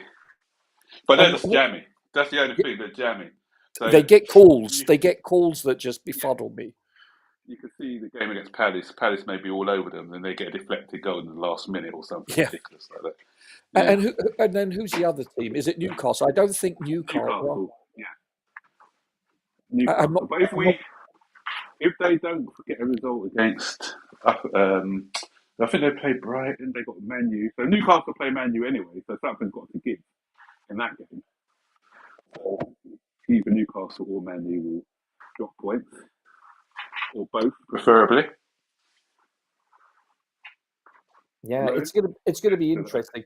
Yeah. I'd say it's about a 50-50, maybe a little bit greater than 50-50 to make Yeah. top six. But Quick we've question got, for you before you Yeah. go there. Would you be happy with Conference League or nothing at all? I would It was prefer the point nothing at between- all. Yeah. To me, it's Europa or obviously Champions League is out of the question, but Europa League I think is necessary because A, it's far greater financial reward for making that, but also B, it allows us another way of qualifying for the Champions League the following season. But okay, I get your point there. But obviously, I prefer Europa League. I don't want, but I prefer if it came to Conference League or nothing. I'd take nothing. No, I'd take Conference. Would you really? Yeah. The reason being is Experience, the blood out the to young give players. to give these Yeah. young players a bit more of playing in Europe. Okay, so it's not the best European competition, but it is a European competition. So you're giving and look at what happened with West Ham. West Ham won it, then they went on and played in the Europa League and did quite a decent job. Okay, they got knocked out, was it in the last round or whatever, but Yeah. it's allowed.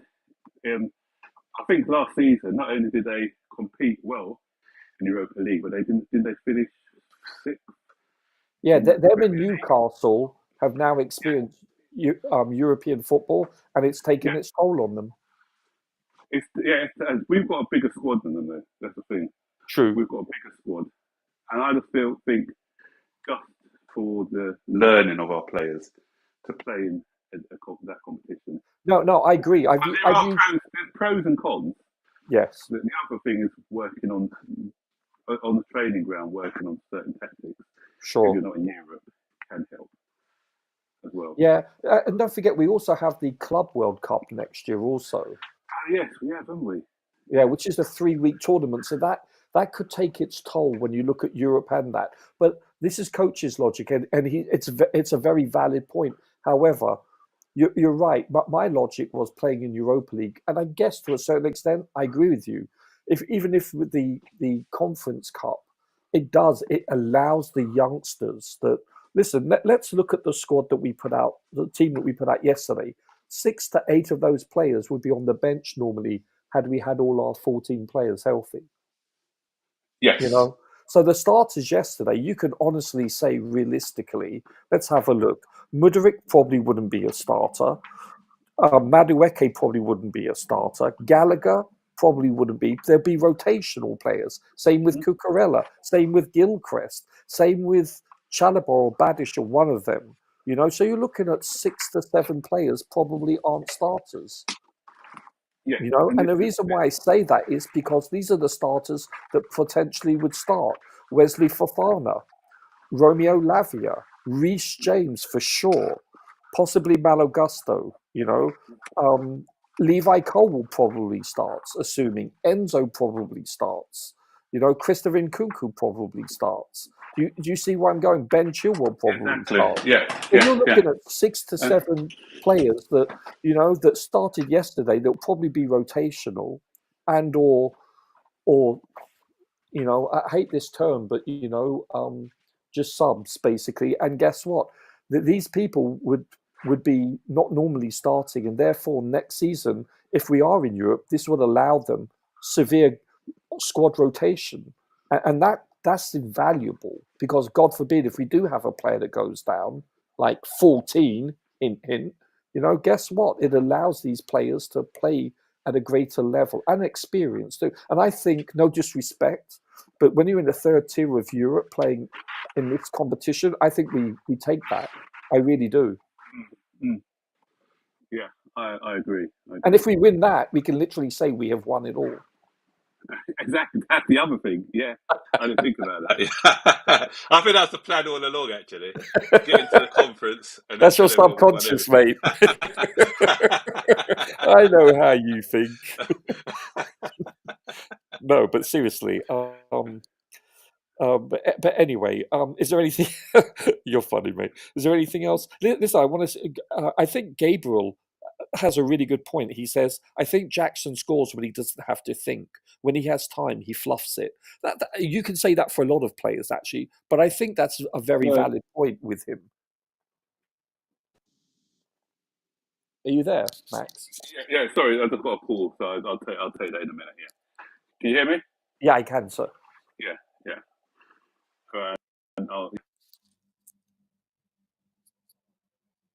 You there? Max, I think I can't hear. Yeah. Yeah, Sorry. I can now. No. Yeah. Okay. Yeah, it's the last point because I've got to take this call afterwards. Yeah. Sure. What's the point that you're trying to make? Hello. Yeah, sorry. So what did you say, sir? What was the point? You said something about Gabriel made a point. Oh yeah, it made a point that Jackson, when he scores when he doesn't have to think, and then when he does, he sometimes fluffs it. And I said that's true about a lot of players actually, but I think it's relevant to Jackson sometimes. You know, I think he's a naturally instinctive player. That's why. Yes, definitely. Right, lovely talking to you, Roger. I've got to go now. I think. It's always a pleasure, Max. Yeah. All right. I'll hopefully see you on another screen. Likewise, sir. And thank everyone in the chat too, by the way, and everyone on the panel earlier today. And obviously, thank you, Coach, for allowing us to use this platform. It's always appreciated. So thank you so much, everyone, and keep the blue flag flying high, everyone. Cheers. Okay, take care. Bye-bye. Bye. Take care, Max.